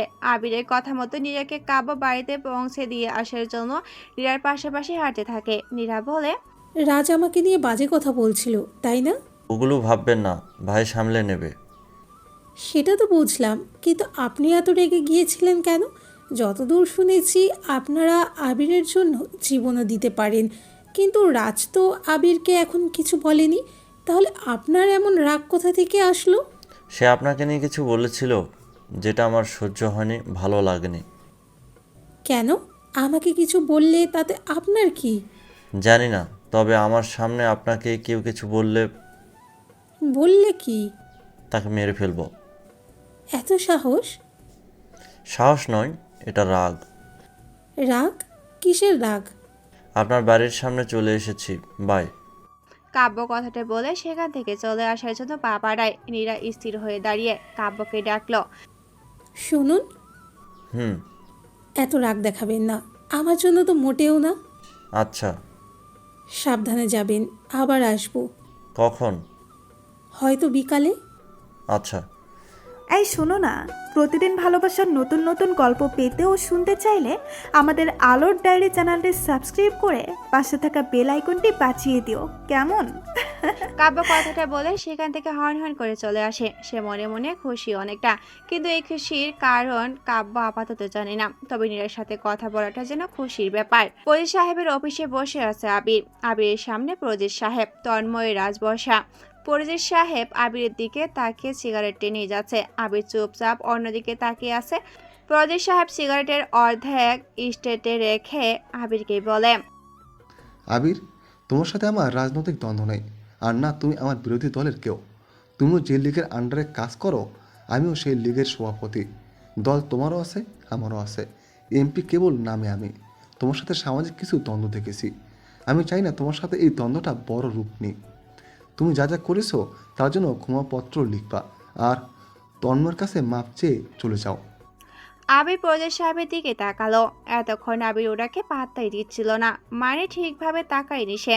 তবে এবার প্রজিত সাহেবের দিকে তাকিয়ে আবির একটু হাসলো। তন্ময়ের দিকে তাকিয়ে বসা থেকে উঠে দাঁড়ালো। তন্ময়ের দিকে এগিয়ে আসে। আবিরকে দেখে সবাই হাসছে, কারণ এতদিনে সে সাহস দেখিয়ে চলেছে। আর আজকে প্রজিত সাহেবের ভয়ে চুপসে গেল। আবির তন্ময়ের সামনে দাঁড়িয়ে ওপরের বোতামটা লাগিয়ে দিয়ে তন্ময়ের গলা ঠিক করে দেয়। তারপর আস্তে গলায় বলল, এখন থেকে ভালোভাবে থাকিস, না হলে আমার সামনে তোর কোনো বেয়াদবি দেখলে তোর মরা দেহ কোথায় আছে সেটা তোর কাকাবাবুও জানতে পারবে না। আর বেশি কাকার পাওয়ার দেখালে তোর আর কাকার দুটোই পুড়ে দেব, বুঝেছিস? আবির, আবির? হ্যাঁ হ্যাঁ, আবির আমি। কারো পকেটে টাকা গুজে কারো গোড়াতে তেল মাখিয়ে ছাত্রনেতা হয়নি। আমার ভাগ্য আর ছাত্র জনতার ভোটে আমি ছাত্র নেতা হয়েছি। আমি এত রাজনীতি বুঝি না, তবে আমার ছাত্র জনতার জন্য কোনটা ভালো কোনটা খারাপ এটা ঠিকই বুঝি। আমি থাকতে ভার্সিটিতে কোনো বেয়াদবি চলবে না। যদি হয় এমন, তাহলে 160 কিলোমিটার ব্যাগে সোজা মিডিল স্টাম্প ফেলে দেব। আবির কথাগুলো প্রজিত সাহেবের চোখে চোখ রেখেই বলে। সেখান থেকে বেরিয়ে যায়। তন্ময় তার কোমর থেকে পিস্তল বের করে আবিরের দিকে এগিয়ে যাওয়ার জন্য পা বাড়ায়, কিন্তু রাজ এসে তন্ময়কে শক্ত করে ধরে। তন্ময়কে টেনে এনে বলে, গেমস তো এবার আমরা খেলবো। হিরো কার্ড বলে কিভাবে ছক্কা মারতে হয় সেটা আমি জানি। কিছুদিন সময় দেন, বাকিটা আমি সামনে নেব। ততদিনে আপনার ভাইয়ের ছেলেকে সামনে রাখুন। তন্ময়, ঠান্ডা হ। এখানে যা হয়েছে তা যেন বাইরে না যায়। একটা ছোট্ট সুযোগ দরকার আবিরকে মারার। বিশ্বাস কর, ভগবানের দিব্যি, আবিরকে আমি মেরেই ফেলবো। প্রজিত সাহেব চেয়ার থেকে উঠে দাঁড়ালেন।